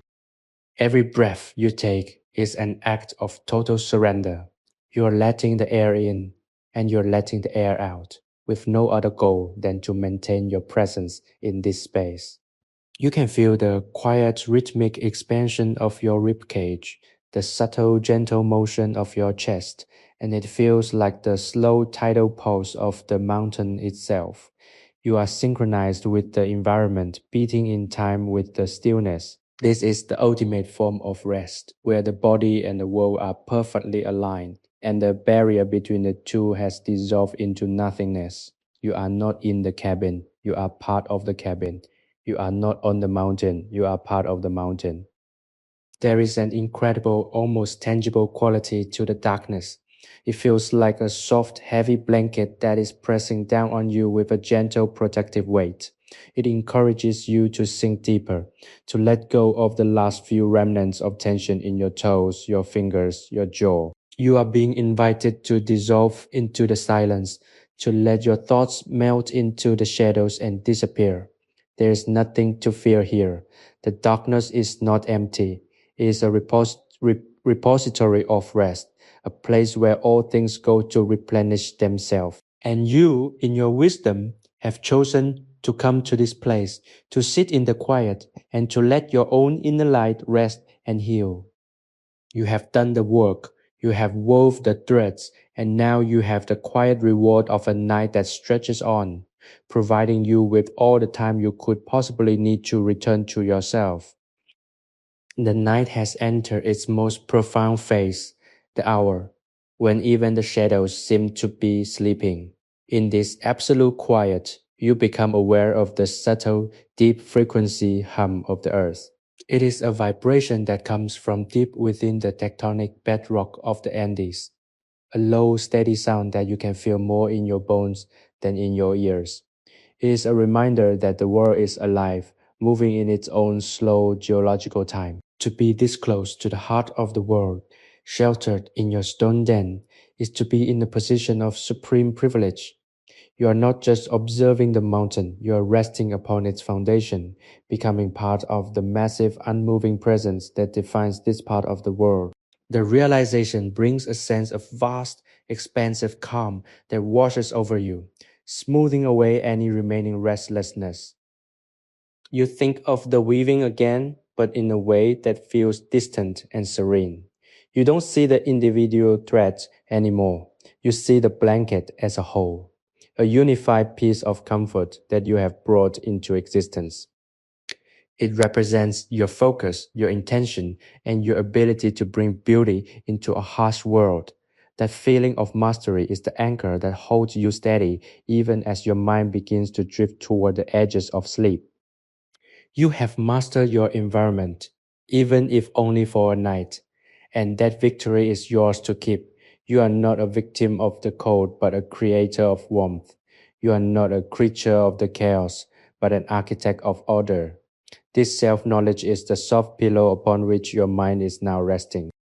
The cold outside, though formidable, has become the defining element of your comfort. Without the cold, the fire would not be so sweet. Without the wind, the stone walls would not be so protective. Without the scarcity of the high peaks, the world would not be so precious. Everything in your experience is defined by contrast, and the contrast has made your rest feel incredibly intense and meaningful. You have earned this warmth. You have earned this quiet. You are sitting in the center of a perfect balanced equation, and the result is total unmitigated peace. You can feel your spirit expanding, filling the room, becoming as large and as still as the mountain peaks that surround you. As you drift, you imagine the colors of the yarn you used, the charcoal, the cream, the indigo. In the dark, they are all the same, but in your mind, they are vibrant, weaving together into a tapestry of memories and intentions. This tapestry is your shield. It is the armor you have built against the noise of the world. Tonight, it is wrapped around you, keeping your soul safe, warm, and intact. You are not afraid of the morning, nor are you worried about the night. You are simply existing in the duration of the now, a fleeting but beautiful moment in the vast ancient history of the Andes. Your physical form feels increasingly distant. Your limbs are heavy. Your breathing is shallow and rhythmic, and your eyelids are so relaxed they no longer feel like they are open or closed. They are simply part of your face. You are entering the realm where the subconscious takes the wheel. The dream world is opening its doors, and you are prepared to walk through. There is no baggage you need to carry across the threshold. Everything you need is already within you. The peace you have cultivated here is portable. It is part of your internal architecture. You are ready to let go, to slide into the deep, dark, and beautiful water of total rest. The cabin will keep you safe. The mountain will keep you firm. The night will keep you still. The air in the cabin has a quality that you might call ancient. It feels as if it has been circulating here for centuries, picking up the scents of the stone, the earth, and the history of the people who inhabited this sanctuary before you. Breathing in this air is like taking a draught of time itself. You are breathing in the patience of the mountain, the endurance of the stone, and the quiet dignity of the labor that took place within these walls. It is a profoundly centering experience. Every time you exhale, you are releasing a little more of your own history, the part of you that is tied to the modern world, and in return, you are inhaling the essence of the Andes. You are becoming part of the landscape, and the landscape is becoming part of you. Consider the absolute crystalline clarity of your purpose. Tonight, you had only one task to exist in this sanctuary, to weave and to rest. You have succeeded on every count. There is something deeply, fundamentally powerful about completing a task that is entirely for your own well being. We spend so much of our lives working for others, building things for others, and sacrificing our energy for things that do not return our investment. But this was for you. This was your time, your wool, your fire, and your peace. That sense of agency is the foundation of your contentment. You are the architect of your own sanctuary, and you have built it well. As you lie here, your awareness begins to shift into the realm of the subconscious. The sounds of the room, the creaks, the shifts, the distant wind are no longer being processed as data. They are being processed as rhythm. You are listening to the heartbeat of the cabin. It is a slow, pulsing, and incredibly gentle rhythm that mirrors your own body's desire to shut down and reset. You are in the transition zone, the doorway between the waking world and the dream world. You are walking toward the light that is actually a rest, a quiet, flickering glow of the spirit that is ready to drift into the stars. The blanket of wool on your shoulders is the final physical anchor you have to the waking world. It is soft, it is warm, and it is heavy. It feels like the touch of a loved one or the comfort of a long lost memory. It is a physical promise of security. As long as you are wrapped in this blanket, nothing can get to you. You are held by the fibers of your own intention. You are safe, you are protected, you are at rest. This is the ultimate comfort, the knowledge that you have provided for your own needs and that you are now free to enjoy the fruits of your labor. This is a journey we have taken together, weaving a tapestry of words and rhythms that we hope has brought you to this very point of deep, profound peace.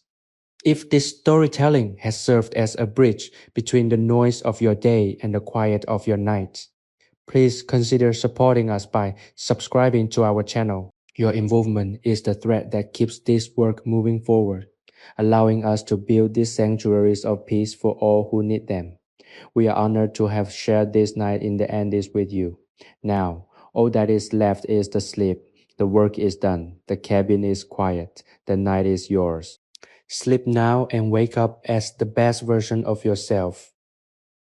The profound silence of the Andean heights has now completely saturated the cabin, turning the air into something thick, palpable, and incredibly soothing. You are no longer consciously aware of the stone walls or the thatched roof. Instead, you feel as though you are floating in a vast, dark, and perfectly temperate space that extends indefinitely in all directions. The boundaries of your physical self have become soft, a permeable membrane that allows the stillness of the mountain to seep into your very center.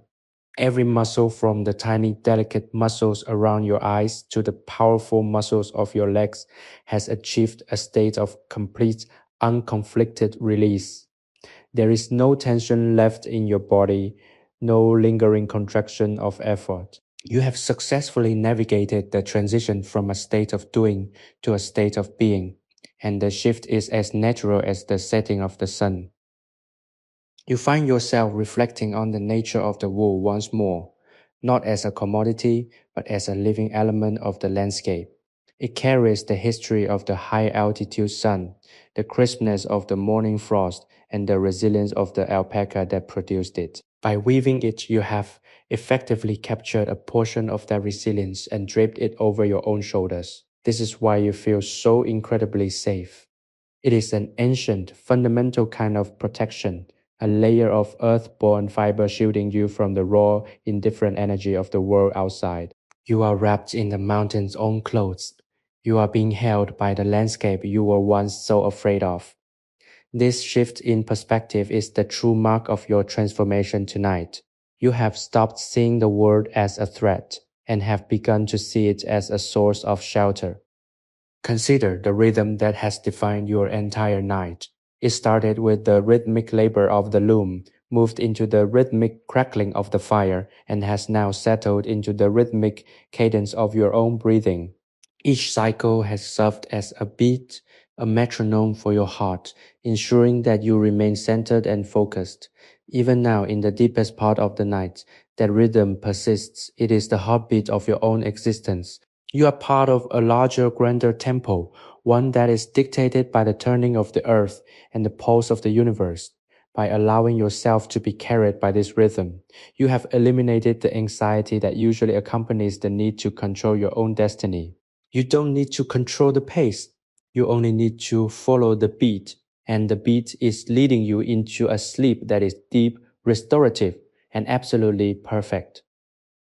The darkness is no longer something you are looking into. It is something you are looking out from.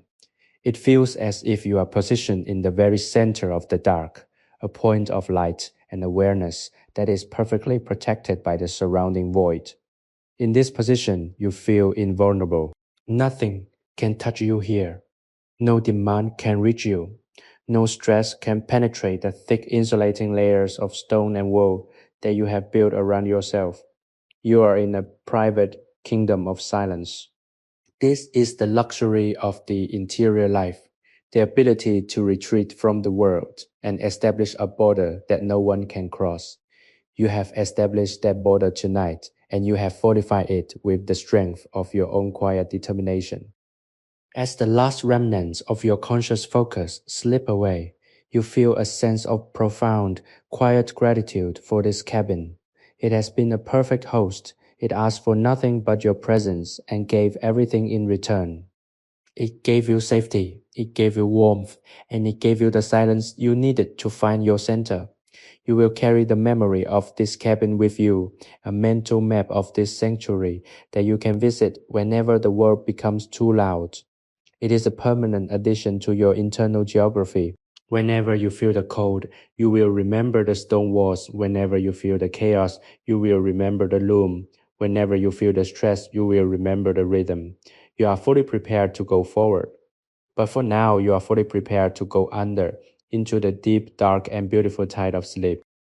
You are suspended now in the deepest, most quiet hour of the night.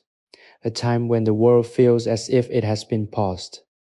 In this state of suspension, your consciousness feels like a small, calm pool of water reflecting the light of a single distant star. There is no turbulence, no ripples, no noise. You are simply aware of the vast surrounding stillness.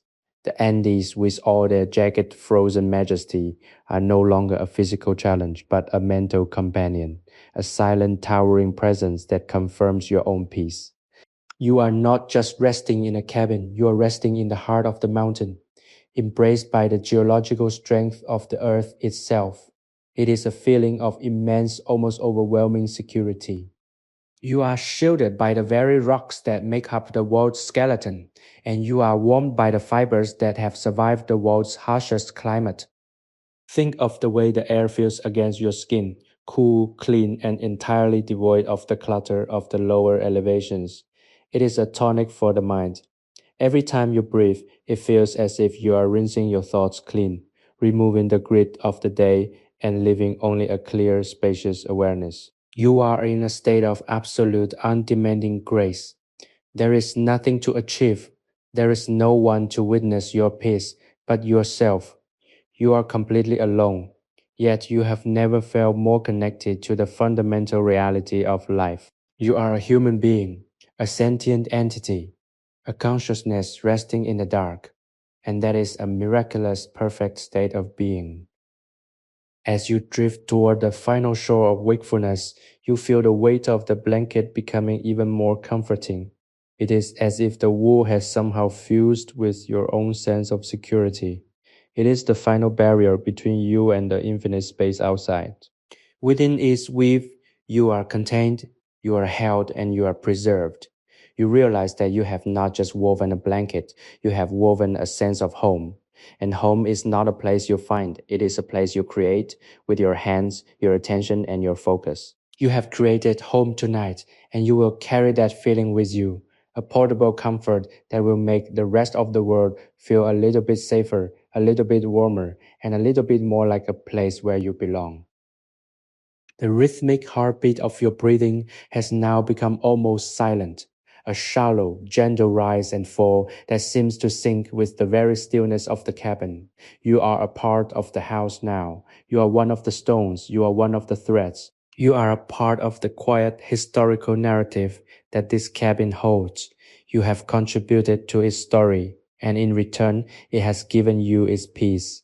This is a fair exchange, a sacred transaction between the inhabitant and the sanctuary. You have respected the space, and the space has sheltered your spirit. That bond is secure, and it will remain so even as you slip away into the dreams. Everything has been prepared. The day is fully closed, the work is fully finished, and the rest is fully earned. You are ready to let go of the last threads of your conscious identity. You are ready to dive into the deep dark sea of rest, where the dreams are simple, the peace is infinite, and the warmth is constant. You are held, you are safe, you are home. Let the darkness come. Let the silence take you. Let the sleep begin deep and true and beautiful. Everything is still, everything is at peace. You are ready now. The final descent is upon you, a slow, beautiful slide into the absolute center of rest. You are drifting past the edges of your own thoughts, watching them dissipate like smoke in a gentle breeze. The cabin has become a cradle. The mountains have become a fortress, and the darkness has become a soft, enveloping hug. There is no more need for words, no more need for intention, and no more need for effort. The architecture of your night is complete, and it is a masterpiece of peace. You feel a sense of profound quiet triumph. You have traveled the distance, you have fought the cold, and you have found a sanctuary. And now you are claiming the final reward, which is the total, undisturbed stillness of the soul. Take one final, lingering look at the sanctuary you have built in your mind. The fire is gone, but the warmth remains. The room is silent, but the rhythm persists. The room is dark, but your heart is filled with light. You are a person who knows how to build their own peace, and that knowledge is your greatest asset. No matter where you go in this wide, challenging world, you can return to this room. You can recall the feel of the stone, the scent of the wool, and the steady grounding thud of the beater. You have built a home within yourself, and it is here, safe and warm, waiting for you whenever you need it. You are never truly lost, because you have this internal sanctuary to hold you.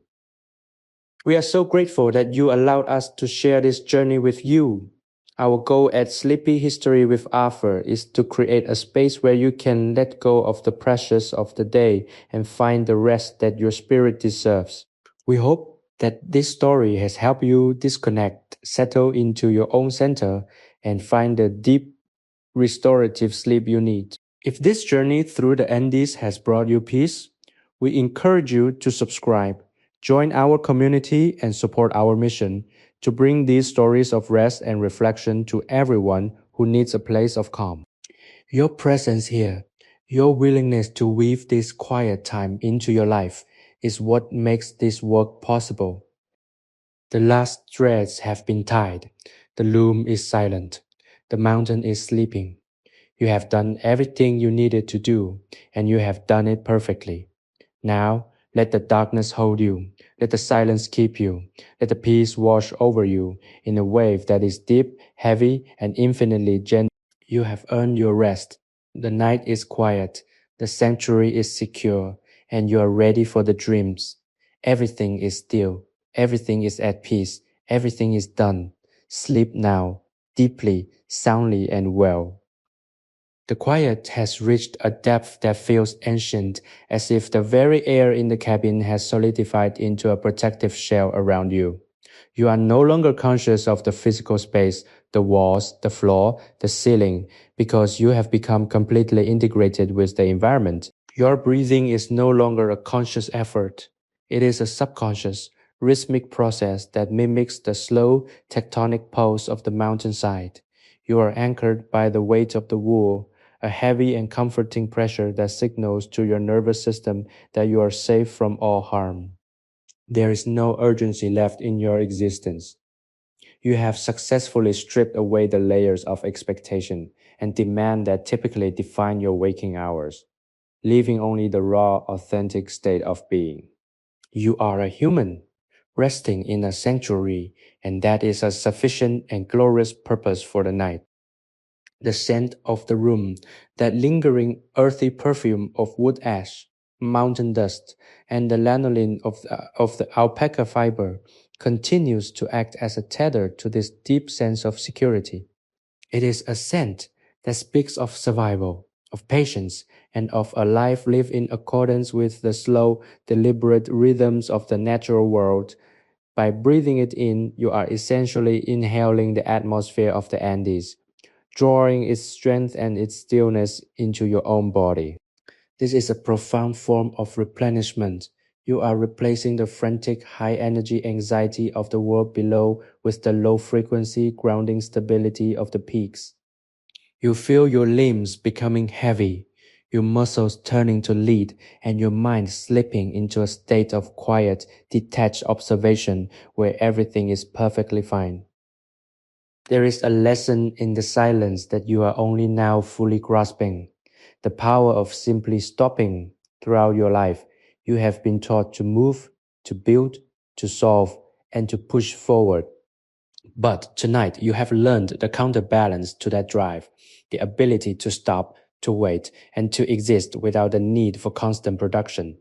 The loom was a tool of production, yes, but the act of weaving was a tool of meditation. You were producing peace, not just fabric. You were weaving your own internal stability. And now that the task is complete, you are free to enjoy the result. You are wrapped in the peace you created, and it is warm, secure, and entirely your own. You contemplate the beauty of your current state. You are floating in a void of perfect restorative darkness. Your mind is quiet, your heart is steady, and your body is perfectly temperature regulated by the efforts you made earlier in the evening. There is no better place in the world than this. There is no better version of yourself than the one currently resting here, in the dark, in the warmth, in the silence.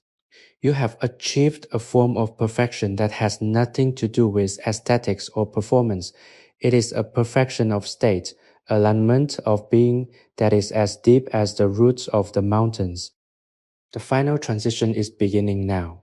You feel the edges of your awareness softening even further, the last threads of your conscious thought beginning to unravel and fall away. You are not losing yourself. You are finding a deeper, more universal layer of your own existence. You are merging with the stillness. You are becoming a part of the Andean night. Every worry you have ever carried is being folded away, put into a deep, dark place where it can no longer reach you. You are left with nothing but the quiet, the comfort, and the immense, beautiful capacity for sleep. You are ready to let go completely. The room is now bathed in the absolute, velvety dark of the pre-dawn hours, a time when the world feels suspended between the end of the night and the birth of a new day. You are resting at the very center of this suspension, a point of stillness in a world that is waiting to begin again. The cabin feels smaller, more intimate, a protective shell that is guarding your dreams against the vast, icy expanse of the high altitude landscape. You have no awareness of time, no desire to check the state of the world, and no need to move. You are a fixed, immovable point of rest. The wool blanket, which you wove with such careful rhythmic intent, is now a part of your own protective aura. It feels less like an object and more like a second, thicker, warmer skin that keeps the cold of the world completely at bay. Your internal state is one of perfect crystalline clarity, even though your mind is slipping towards sleep. You feel a profound sense of awareness of your own peace. You are not falling asleep in the sense of a loss of control. You are walking into it, a deliberate, conscious surrender to the natural healing cycle of restoration. This is the quality of sleep that repairs the soul, the kind that smooths out the rough edges of your experiences and allows you to wake up renewed with a clearer perspective and a stronger heart. You have cultivated this state through your labor, through your focus, and through your commitment to this sanctuary. You are receiving the reward of your own intentionality. Think of the way the Andes stand. Unmoved by the storms, unmoved by the wind, unmoved by the passage of the hours. That is the quality you are adopting as you prepare for the final drift into sleep. You are becoming unmoving. You are becoming steadfast. You are becoming the mountain itself, strong enough to hold your own space, calm enough to let the world happen around you without participating in its chaos. You have moved past the need to defend yourself because you know that you are already safe. You have moved past the need to prove yourself because you know that your presence is enough. You are simply fundamentally here. The scent of the wool and the smoke remains a constant, gentle companion.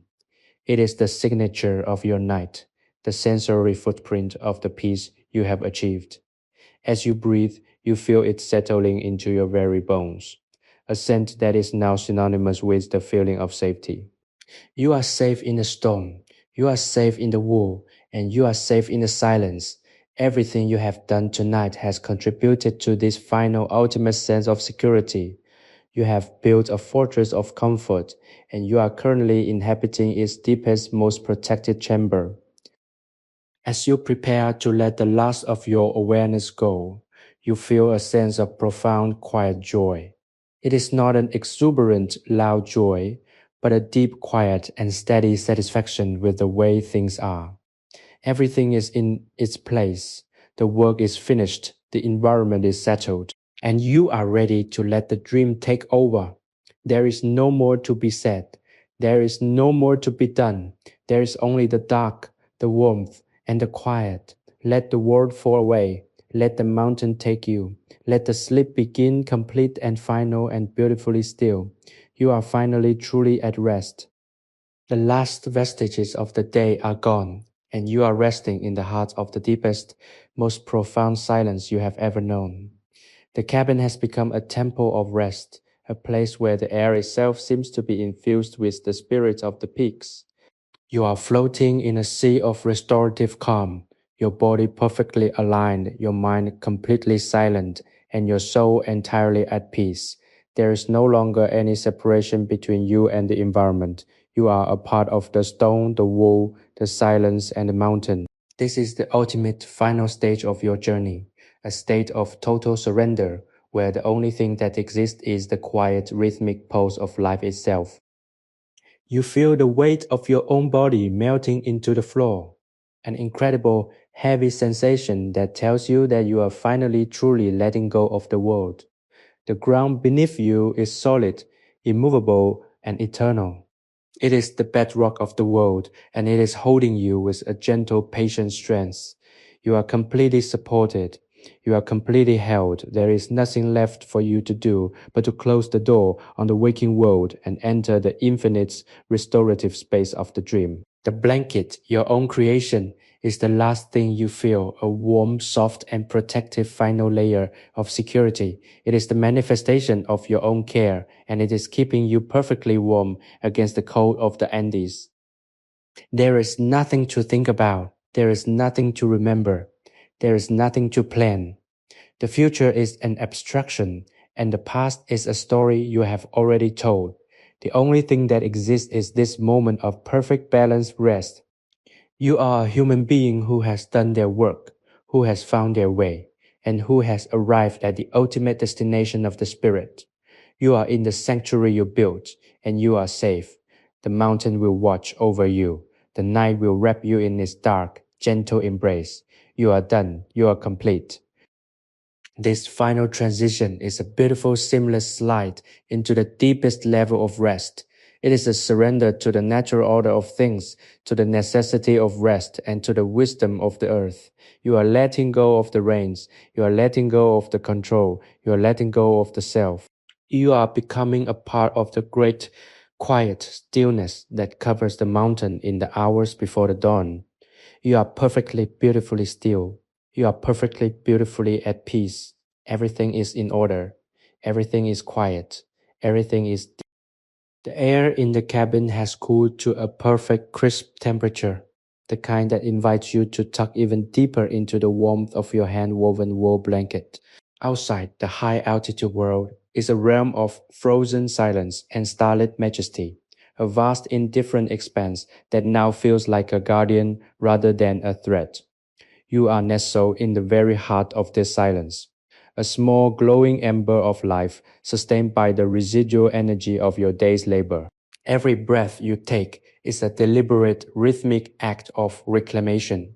You are reclaiming your body from the fatigue of the journey, reclaiming your mind from the chaos of the world below, and reclaiming your spirit from the demands that have been placed upon it for so long. The stone floor beneath you feels like the solid, unshakable foundation of your own resolve, a reminder that you are capable of anchoring yourself in any environment, no matter how cold or how thin the air might be. The process of weaving has left an indelible mark on your consciousness, a trace of order that persists even as you prepare to cross the threshold into sleep. You can still visualize the rhythmic movement of the shuttle, the dance of the fingers across the warp, and the steady, resonant thud of the wooden beater. This internal rhythm is the heartbeat of your sanctuary. It has become a permanent feature of your landscape, a soft, repetitive pulse that acts as a soothing balm to your nervous system. Even in the deepest quiet, you can feel that rhythm echoing in the background of your mind, a reminder that you have the capacity to build your own structure, to create your own warmth, and to maintain your own sense of order. You are not a victim of the external world, you are the architect of your own internal experience. Consider the absolute simplicity of your situation. A stone room, a hand-woven blanket, the absence of demand, and the presence of silence. This is the ultimate luxury, far beyond the reach of any modern convenience or digital distraction. You have found a secret that the mountain dwellers have known for centuries, that the most profound wealth is the ability to be still, to be warm, and to be safe. You have tapped into this ancient reservoir of well-being, and you feel the richness of it in every fiber of your being. The exhaustion you feel is not a weakness. It is the physical proof of your journey. the signature of a life that has been lived with purpose and intention. You are heavy with the comfort of a task completed and a sanctuary secured. Your limbs are beginning to feel as though they are sinking into the earth, a sensation of gravity that is deeply, intensely pleasing. Every muscle is fully relinquished. You are no longer holding yourself up. You are letting the mountain hold you. This is the ultimate form of trust, the ability to let go of your own agency and allow the bedrock of the world to take the weight of your existence. You feel a deep, abiding connection to the stones, the stage, and the earth. You are a part of the Andean landscape now, a temporary inhabitant of its highest, most quiet sanctuary. The peace you feel is not just in your mind, it is in your blood, in your breath, and in the space between your bones.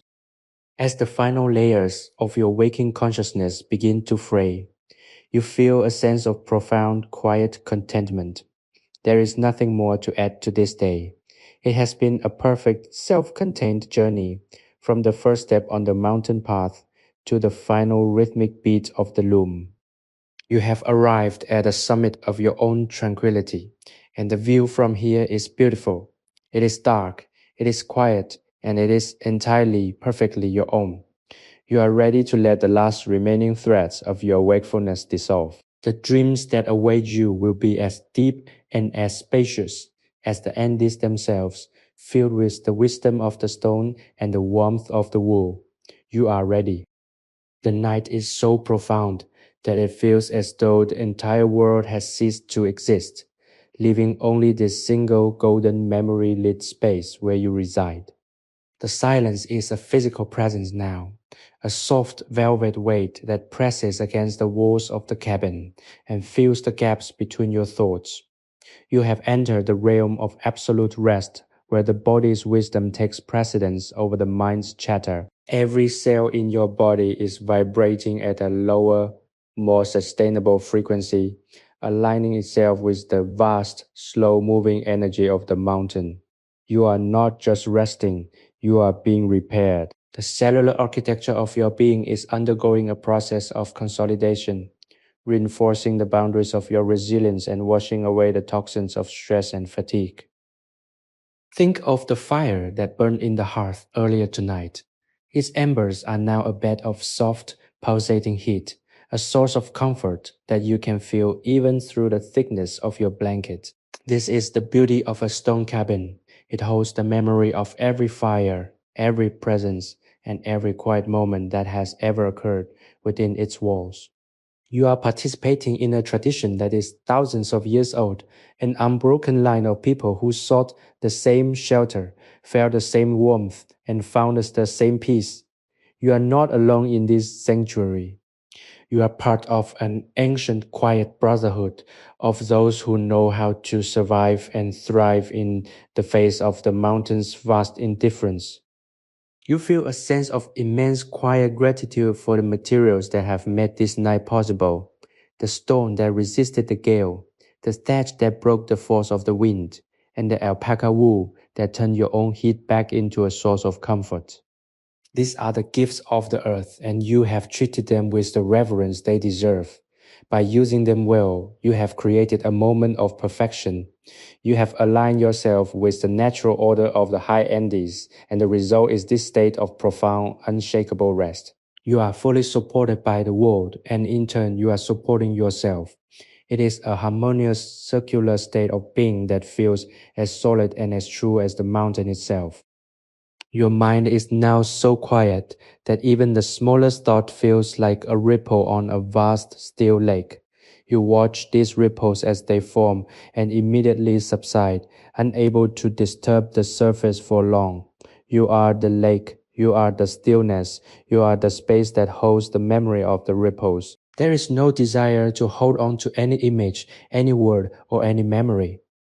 Everything is being released, given back to the mountain, given back to the dark. You are letting go of the need to be anything other than what you are in this exact moment. A resting, breathing, warm consciousness. This is the ultimate arrival. You have traveled far to find this cabin, And now you have traveled even further to find this stillness. You are in the very center of your own existence, a place where you are completely untouchable by the demands of the world. You are held in the hand of the mountain, wrapped in the softness of your own labor, and lulled by the infinite quiet of the Andes. Everything that needs to happen will happen, but it does not need to happen right now. Right now, there is only the rest. Right now, there is only the silence. Right now, there is only the beautiful, dark, and perfect sleep. You are now in the final, most tranquil state of being, where even the sense of yourself as an individual has begun to dissolve. You are a presence in a room, a warmth in the dark, a breath in the silence. The cabin around you is an extension of your own calm, a place where time and space have lost their definitions. The Andes themselves feel as though they are breathing with you, a massive, slow-moving entity that is sharing its stillness with you. You are held in the absolute safety of the high mountains, protected by the very earth that supports them. There is no better place in the universe to be than this, and there is no better state of being than this, a state of total, unadulterated, and profound rest. The blanket of wool you wove is the final tangible point of contact between you and the waking world. It is soft, it is warm, and it is heavy with the weight of your own intention. It is the perfect covering for a traveler who has reached the end of the road. As you feel its texture against your skin, you realize that you have created something that is not just physically warm, but emotionally grounding. You have woven your own piece, and you are currently inhabiting it. You are safe, you are warm, you are complete. Every row, every knot, and every pass of the shuttle has been a brick in the wall of your sanctuary, and you have finished the work. Think of the way the dawn will eventually come, the way the light will filter through the gaps in the thatch, and the way the mountain will emerge from the night. But that is a story for later. For now, there is only the dark, the deep, and the quiet. There is no tomorrow yet. There is only the long, lovely expanse of the night, a space that has been carved out specifically for your recovery. You are drifting in this space, a traveler who has found the ultimate destination, a soul that has found its home. Your heartbeat is so slow, so steady, so incredibly quiet. You are in tune with the planet. You are in tune with the silence. You are in tune with the very nature of existence. This is the goal of every life, the point toward which all the noise and the struggle is ultimately driving this moment of perfect balance and deep peace. You have found it, you are living it, you are resting in it. There is nothing more to say, there is nothing more to do. There is only the sleep, deep and final and beautiful. The cabin has become a sanctum of absolute stillness, a place where the concept of time has been completely replaced by the slow, rhythmic expansion and contraction of your own breathing.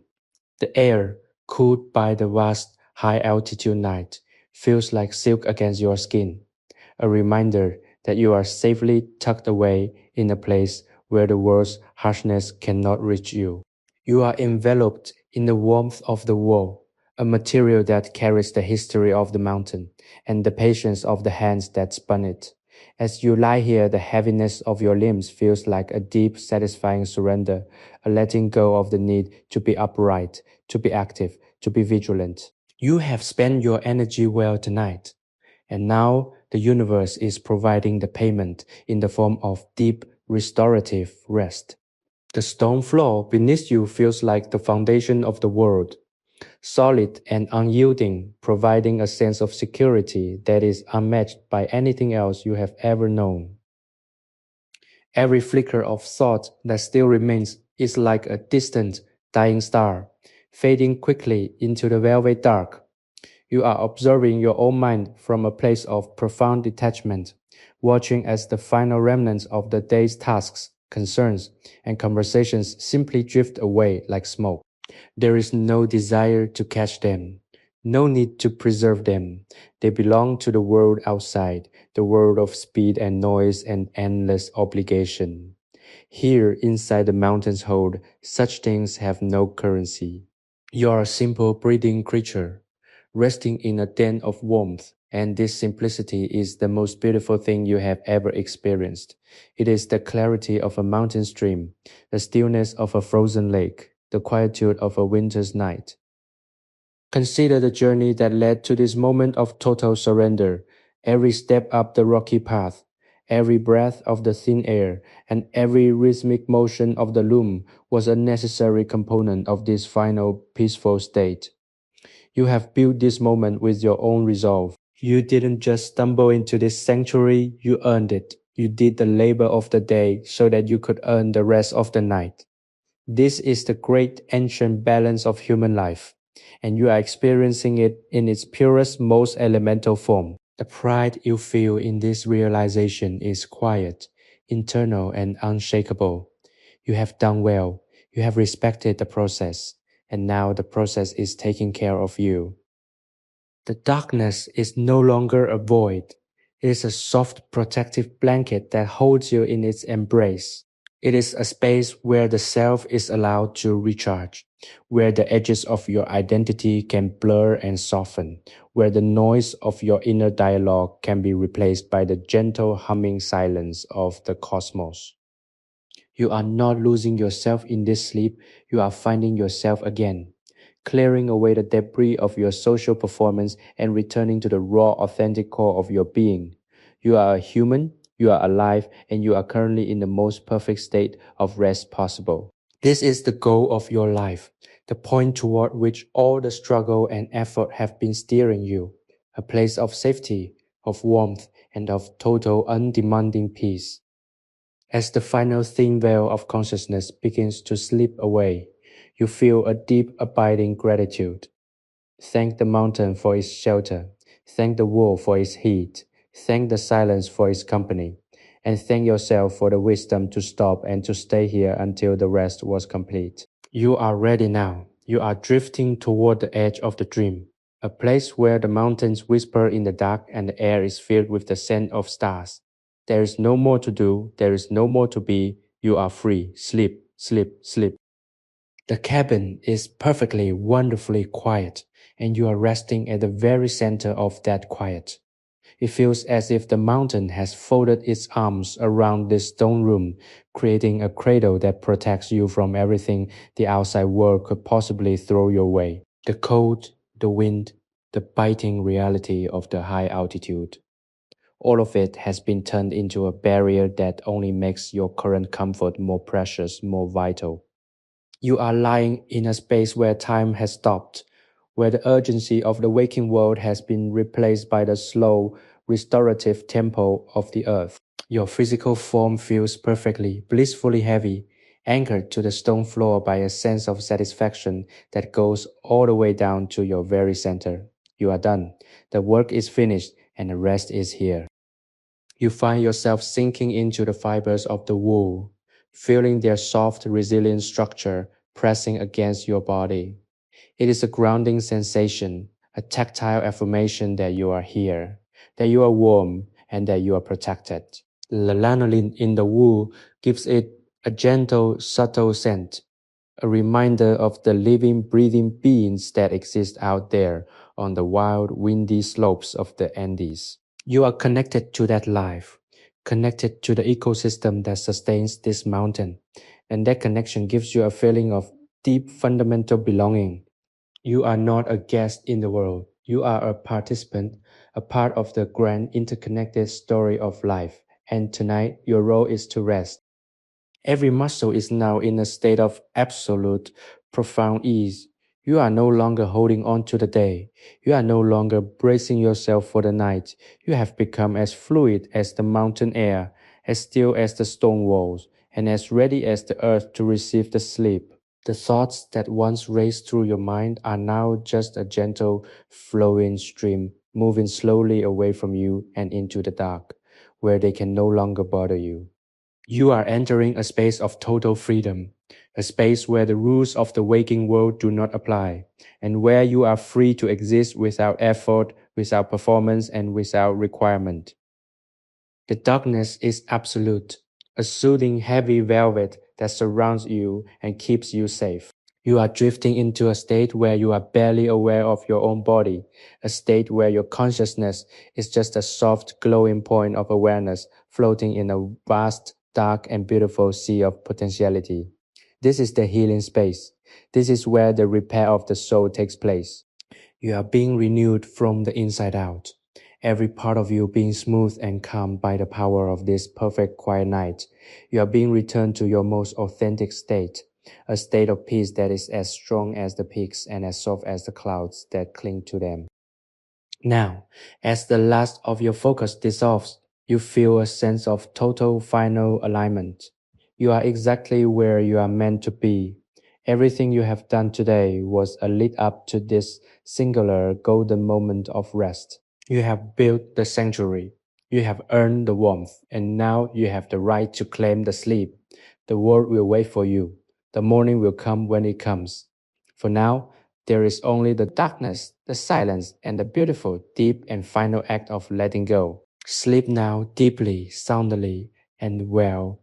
The journey is over, and the rest has begun. The stillness in the cabin is absolute, a rare crystalline state of being that feels as if it has been held in place for eternity. You are resting at the very bottom of the night, a point of total calm that is immune to the passage of time or the turbulence of the world. The mountain, in its massive, immovable grace, is acting as a guardian, shielding you from the harshness of the elements and ensuring that your rest is total and uninterrupted. The wool blanket continues to hold you in a gentle, warm embrace, a testament to the hard work you put in to ensure your own well-being. You are safe, you are protected, you are home.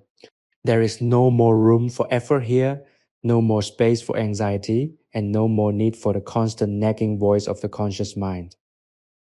You are drifting through a space of pure, unadulterated existence. You are aware of your breathing, a slow, deep rise and fall that feels like the rhythmic surge of the tide against a quiet shore. You are aware of the feeling of the floor, a cool, stable surface that promises you will not fall. You are aware of the silence, a vast, wide, and open expanse that is ready to hold any thought or feeling you might care to leave behind. You are letting go of everything, every memory, every expectation, every definition of who you think you are. You are becoming a blank, clean slate, ready to be refreshed by the deep, dark, and healing power of the dream. Think of the way the Andes stand, eternal, silent, and majestic. That is the quality of your own spirit. Tonight you have become as steadfast as the rock, as patient as the soil, and as quiet as the air. This is the ultimate, final version of yourself, the one that doesn't need to speak, doesn't need to move, and doesn't need to explain. You are simply here, you are simply alive, you are simply at peace, and that is enough. That is everything. As you finally cross the threshold into the deepest phase of sleep, you feel a sense of profound quiet joy, the joy of a job well done, the joy of a sanctuary secured, the joy of knowing that you have the power to create your own warmth, your own quiet, and your own peace, no matter where you are in the world. You are carrying this sanctuary within you now, a secret map to this place of absolute rest. Whenever you need it, you can return here. Whenever the world is too loud, you can retreat to this stone room. Whenever you are too cold, you can wrap yourself in this wool. You have found the secret, and it is yours to keep. Now, the final beautiful descent is complete. You are resting in the heart of the night, completely submerged in the dark and completely at peace. The work is done. The mountain is sleeping. The dream has begun. Everything is quiet. Everything is still. Everything is at peace. Sleep now, deeply, soundly, and without end. You are safe. You are warm. You are home. The air within the stone walls has reached a state of perfect crystalline equilibrium, a stillness so profound it feels as though the cabin itself has become an extension of the earth's own quietude. You are lying in the center of this sanctuary, your body heavy and completely surrendered to the cooling floor, while the warmth, trapped within the thick, hand-woven alpaca blanket, creates a sanctuary within a sanctuary. The scent of wood smoke now faded to a ghostly mineral-like residue mingles with the clean, sharp oxygen of the high Andes, creating an atmosphere that is uniquely yours. You are no longer navigating the complexity of your own identity. Instead, you are simply a rhythmic, breathing presence, a small flicker of consciousness held safely in the giant stony palms of the mountain. Every sensation, the weight of the wool, the coolness of the air, the absolute lack of movement, is a signal to your nervous system that the time for vigilance has passed and the time for total restoration has fully arrived. Consider the journey that brought you to this point of deep repose. It was not merely a physical ascent, but a shedding of the burdens you carried from the world below. You left behind the noise of the markets, the frantic pace of the city, and the relentless demand for attention that modern life insists upon. Each mile you climbed, you left a layer of worry behind, like discarded clothes on the trail, until you reached this thin, rarefied air where only the essentials remain. You are now stripped down to the core of your being, and you have discovered that this core is not fragile, it is resilient, calm, and perfectly at peace. The labor of the day, the spinning and the weaving, was the final act of clearing the mind, a way to focus your attention until it became a single sharp point of intent. Now that the blanket is complete, you are finally free to occupy the space you have built for yourself. As you drift, you feel the mountain's presence as a physical weight, not in a way that is stifling, but in a way that is immensely grounding. The Andes are ancient, and by resting here, you are participating in a conversation that has been going on for eons. The dialogue between the mountain and the sky, between the solid earth and the shifting weather. You have become a temporary, quiet participant in this conversation. Your presence here is minor, yet it is fully integrated. You are part of the landscape. The stone, the fiber, and the spirit are all one. This realization brings a sense of liberation that is absolute. There is no longer a self to defend, only a soul to be nourished by the silence. Your thoughts are no longer coherent sentences, but rather impressions of light, texture, and rhythm. You recall the feeling of the wooden beater against the warp, a sensation that feels more like a heartbeat than a memory. You recall the deep, earthy colors of the yarn, which seem to glow in your mind's eye with a soft, natural radiance. These memories are not things to be analyzed or catalogued. They are the threads of your own inner peace, and you are currently wrapped in them, just as you are wrapped in the physical blanket. You are weaving your own rest now, passing the thread of your awareness through the loom of the night, creating a fabric of sleep that is soft, durable, and infinitely comforting. The final descent is deep and inevitable, a gentle slope that leads you away from the waking world and into the vast dark continent of the dream. You are moving with the grace of a falling leaf, unresisting and entirely trusting of the air. You know that you are safe, that you have provided for your own comfort, and that you have arrived at the destination you sought. The world will wait for you, the morning will unfold in its own time, the mountain will remain. But for now, there is only the transition, there is only the letting go, there is only the deep, silent, and restorative peace that is your natural birthright. Sleep and let the mountain hold you. The darkness has reached a stage of absolute luxurious density, a blackness that feels like a physical embrace.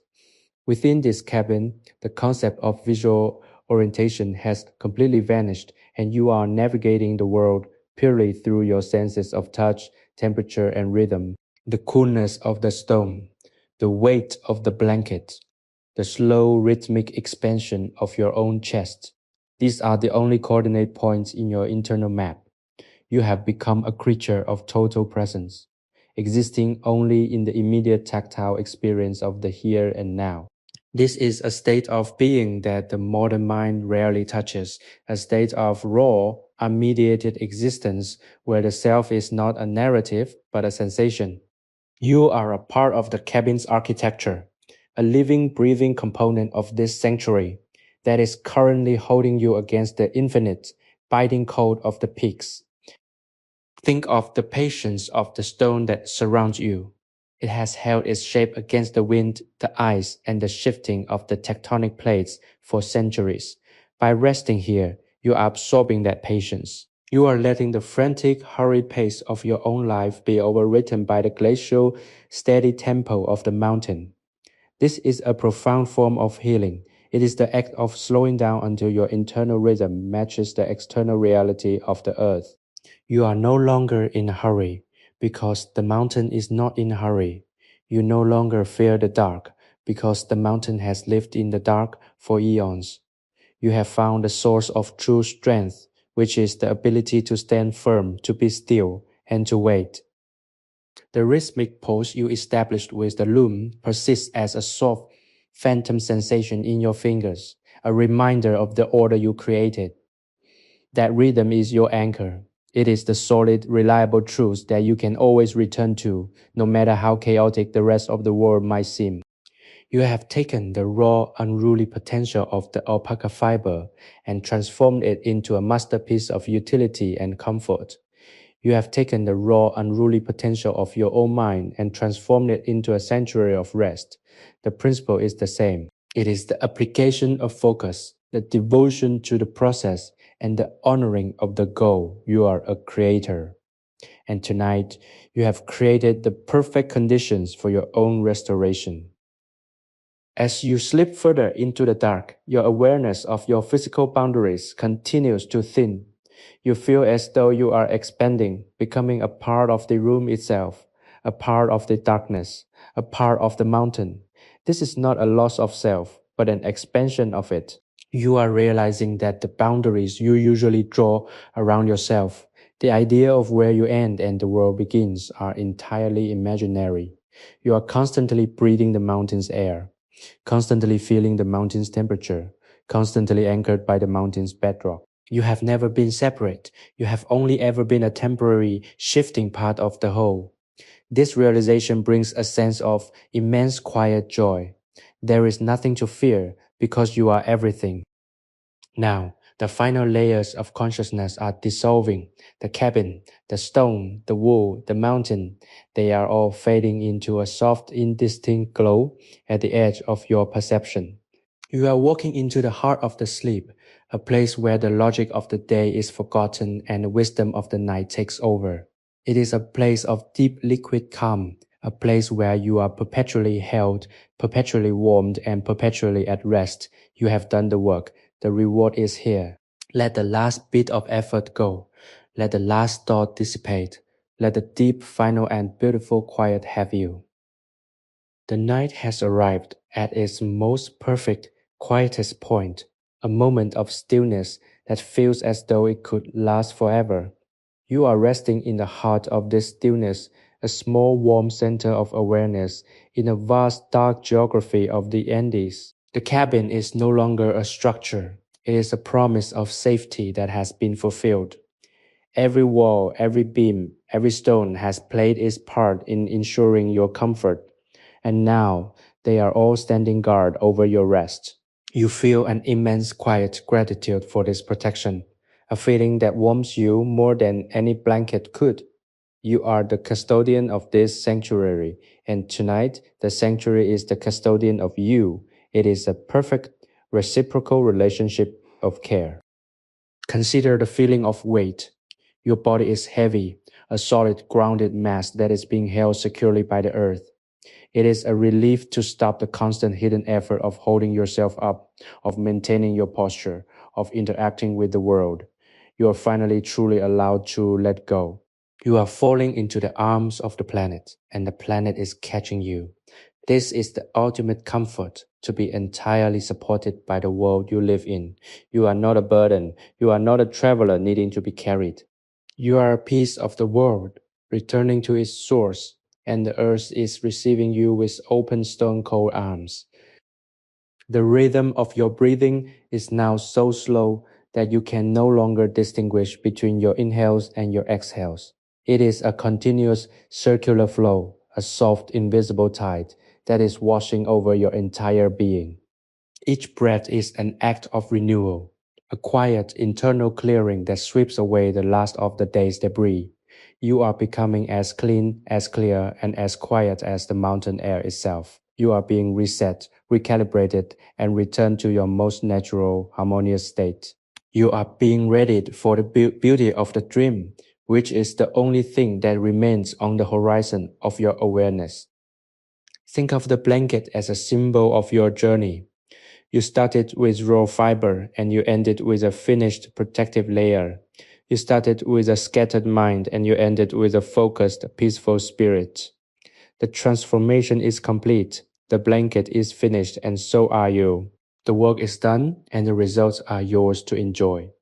There is nothing more to do but to close your eyes, to let the darkness settle over you, and to trust in the beauty of the silence. Everything you have built tonight is solid, everything you have felt is real, and everything you are about to experience is restorative. The final surrender is beautiful, a smooth, silent collapse of your waking world into the deep dark ocean of the dream. You are letting go of the cabin, the stone, and the mountain. You are letting go of your name, your history, and your intentions. You are becoming a pure, simple, and silent consciousness, resting in the soft, dark middle of the night. You are safe. You are warm. You are at home. Sleep now, deeply, soundly, and without end. Everything is quiet. Everything is still. Everything is at peace. The air in the cabin has deepened its chill, yet the warmth you have cultivated remains steadfast, a testament to the insulation of the stone and the density of the wool. You are lying in a state of near total suspension, your senses pulled inward, away from the vast, freezing indifference of the Andes and into the heart of your own restorative sanctuary. It is a profound feeling, this awareness of being simultaneously at the edge of the world and at the very core of your own peace. The silence of the cabin is not merely an absence of sound. It is a heavy velvet-like presence that acts as a soothing tonic for your entire nervous system. You can feel the tension draining from your muscles, leaving behind a sensation of loose, liquid comfort. Your legs, which earlier today carried you across the rugged, unforgiving terrain of the high passes, are now perfectly still, anchored to the bedrock of the cabin. They feel heavy, satisfied, and entirely disconnected from the need for any further exertion. Think about the texture of the weave you created tonight. It is not uniform or industrial. It is human, characterized by the slight variations of tension and the organic irregularities of hand-spun yarn. In the dark, as you run your hand across it one last time, you can feel the story of your labor. You can feel the places where you were focused and rhythmic, and the places where your mind wandered before you put it back to the work. It is a physical manifestation of your own mindfulness, a record of your attempt to be present. That record is your shield tonight. It reminds you that you have the power to create a structure, even when the world feels chaotic. By weaving the blanket, you have woven a sense of order into your own psyche, and that order is now the blanket of safety that covers you.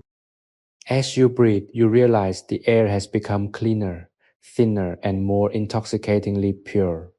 You are inhaling the very essence of the high altitude night, a cold, sharp oxygen that clarifies your thoughts even as it urges your body towards sleep. It is as if the cabin is breathing with you, the ancient stones exhaling the memories of 1,000 nights and inhaling your own presence. You are not just a visitor here. You are an essential part of the cabin's long, slow life. You have added your rhythm to its silence, and the cabin is acknowledging that by keeping you secure. There is a deep primal satisfaction in this, the realization that you are not separate from the environment, but a piece of it that has found its proper place. The darkness has reached a stage of absolute beautiful emptiness. There is no shape left, no light, no definition. You are floating in a void of peace, a place where you are not required to be anything, to do anything, or to prove anything. You have reached the ultimate destination of the traveler, the point where the journey itself has vanished, leaving only the traveler at rest. Every part of your being is signaling that it is time to relinquish the last threads of your conscious focus. The effort of the day has been spent, the accounts are settled, and the night is yours to inhabit. You are letting go now. The cabin is fading into the periphery. The mountain is dissolving into the dark, and you are becoming a pure, quiet pulse of existence. You are perfectly safe, perfectly held, and perfectly ready to drift into the deep, dark, and beautiful tide of sleep. Everything you need is already within you. You have done the work, you have built the sanctuary, and you have earned the rest. Let it all go. Let the stillness have you. Sleep and drift into the infinite restorative calm of the mountain night. The silence within the cabin is now so deep that it possesses a resonant quality, as if the very air were vibrating with the memory of the stillness. You are resting in a pocket of time that feels outside of the standard flow of hours and minutes. You are not measuring the night, you are living it, allowing it to move through you like a slow, quiet river. The weight of the wool blanket is your anchor, a consistent, reassuring pressure that reminds you of your own agency and your own capacity to create safety. You are tucked away, a small, warm, sentient spark in the center of a vast, cold, and ancient world. This feeling of being at the center, not of the world's importance, but of your own peace, is the true final goal of your journey. Consider the wisdom of the earth, the rocks, the soil, the deep frozen foundations of these mountains. They do not fear the night. They do not worry about the dawn. They are simply and perfectly what they are. By being here in their company, you are learning to be the same. You are learning to exist without the constant knowing need to shape your environment or predict your future. You are allowing the mountain to define the rhythm of your rest. You are allowing the dark to define the boundaries of your awareness. It is a form of surrender that is incredibly powerful because it frees you from the burden of self-importance. You are just another part of the mountain's grand, slow existence. The scent of the room remains, a comforting, persistent reminder of the fire that once burned and the labor that took place. It is the scent of a sanctuary, the smell of a place that has been prepared for a purpose. You are occupying that purpose now. You are the embodiment of the cabin's intent, to be a place of recovery, a place where the human spirit can return to its equilibrium after being battered by the elements. You have fulfilled that purpose by simply being here, by resting, and by honoring the stillness. The cabin is satisfied, and you are satisfied. There is a quiet, mutual peace between you and the space. As you drift further into the dark, you realize that your internal landscape has changed. The jagged peaks of your anxiety have been smoothed over. The deep cold valleys of your insecurity have been filled with the warmth of your own presence. You have remapped your interior world to match the stability of the sanctuary. You are no longer the person who entered the cabin. You are a person who has spent the night in the heart of the mountains, and you have gained a part of that mountain's strength. You are steady, you are firm, and you are ready for whatever the next day might bring, because you know where to return to find your center. This is the final beautiful step of the night. You are becoming as still as the stone, as warm as the wool, and as quiet as the air. Your consciousness is folding in on itself, becoming a small, compact, and peaceful core of awareness. You are letting go of the walls, the roof, the mountain, and the stars. You are entering the realm of the pure, simple, and restorative dream. There is nothing more for you to do. The night is complete. The work is finished. The peace is yours. Sleep now, deeply, soundly, and with the total perfect surrender of the soul.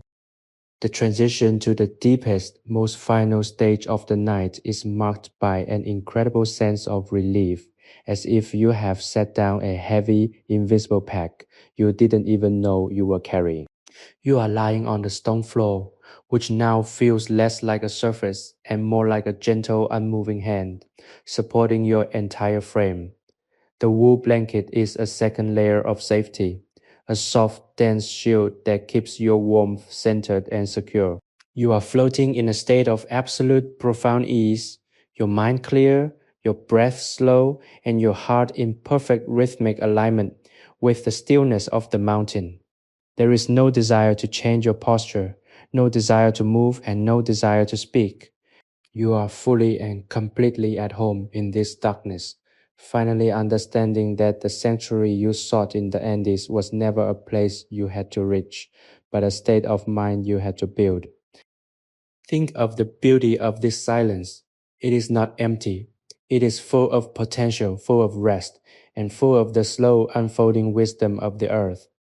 You are absorbing this silence, letting it fill the spaces in your mind that were once crowded with noise, doubt, and worry. You are replacing the static of your daily life with the clear, resonant frequency of the mountain. You are being cleared out, rinsed of the unnecessary, and filled with the essential. This is the most profound kind of restoration, the kind that touches the spirit as much as the body.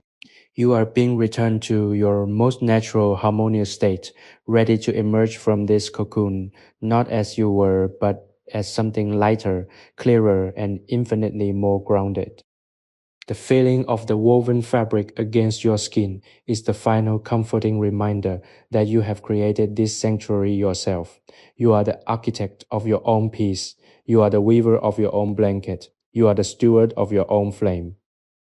This knowledge gives you a sense of mastery that is the perfect sturdy pillow for your dreams. You are not a guest of fate. You are a builder of your own internal landscape, and you have built this night well. The structure is sound, the warmth is constant, and the peace is deep.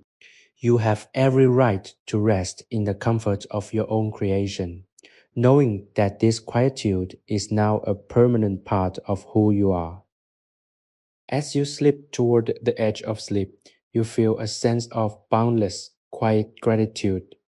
You are grateful for the struggle of the climb, for the challenge of the weave, and for the beauty of the mountain. You are grateful for the cabin, for the fire, and for the absolute perfect darkness. You are grateful for yourself, for your own willingness to seek the quiet, to do the work, and to allow yourself the grace of rest. You are a human being who has honored the truth of their own needs, and you are now receiving the bounty of that honor. The final surrender is here, a beautiful, seamless collapse of your waking world into the deep, dark ocean of the dream. You are letting go of the walls, the roof, and the distant, rugged peaks. You are letting go of your name, your history, and your intentions. You are becoming a pure, simple, and silent consciousness, resting in the soft, dark middle of the night. You are safe, you are warm, you are home. The loom of your life continues to turn, but tonight the shuttle has come to a rest. The pattern you have woven is complete, a beautiful, intricate design of resilience and stillness that will keep you warm through the coldest of winters to come. As the last thread of consciousness slips through your fingers, you realize that you are not just sleeping. You are integrating everything you have learned into the very fabric of your being. The stars outside continue their silent vigil, and the mountain continues its ancient, unhurried watch, guarding the peace you have so diligently earned. Everything is in order, everything is quiet, everything is still sleep now, deeply, soundly, and without end. You are anchored in the bedrock of your own tranquility. The dawn will come in its own time. But for now, there is only the infinite restorative calm. You have arrived. You are finally, perfectly at rest. Sleepy History with Arthur is created for relaxation, entertainment, and sleep purposes. The stories shared on this channel are inspired by historical events, daily life, and real periods in history. But they may be simplified, adapted, or narrated in a calming way to enhance the listening experience. This content is not intended to be a precise academic or educational source. While we aim to stay generally accurate, some details may be altered for storytelling flow and relaxation. Please do not rely on this channel as a primary source for historical research or study. By listening, you acknowledge that this content is designed to help you unwind, relax, and fall asleep. Thank you for your understanding and support.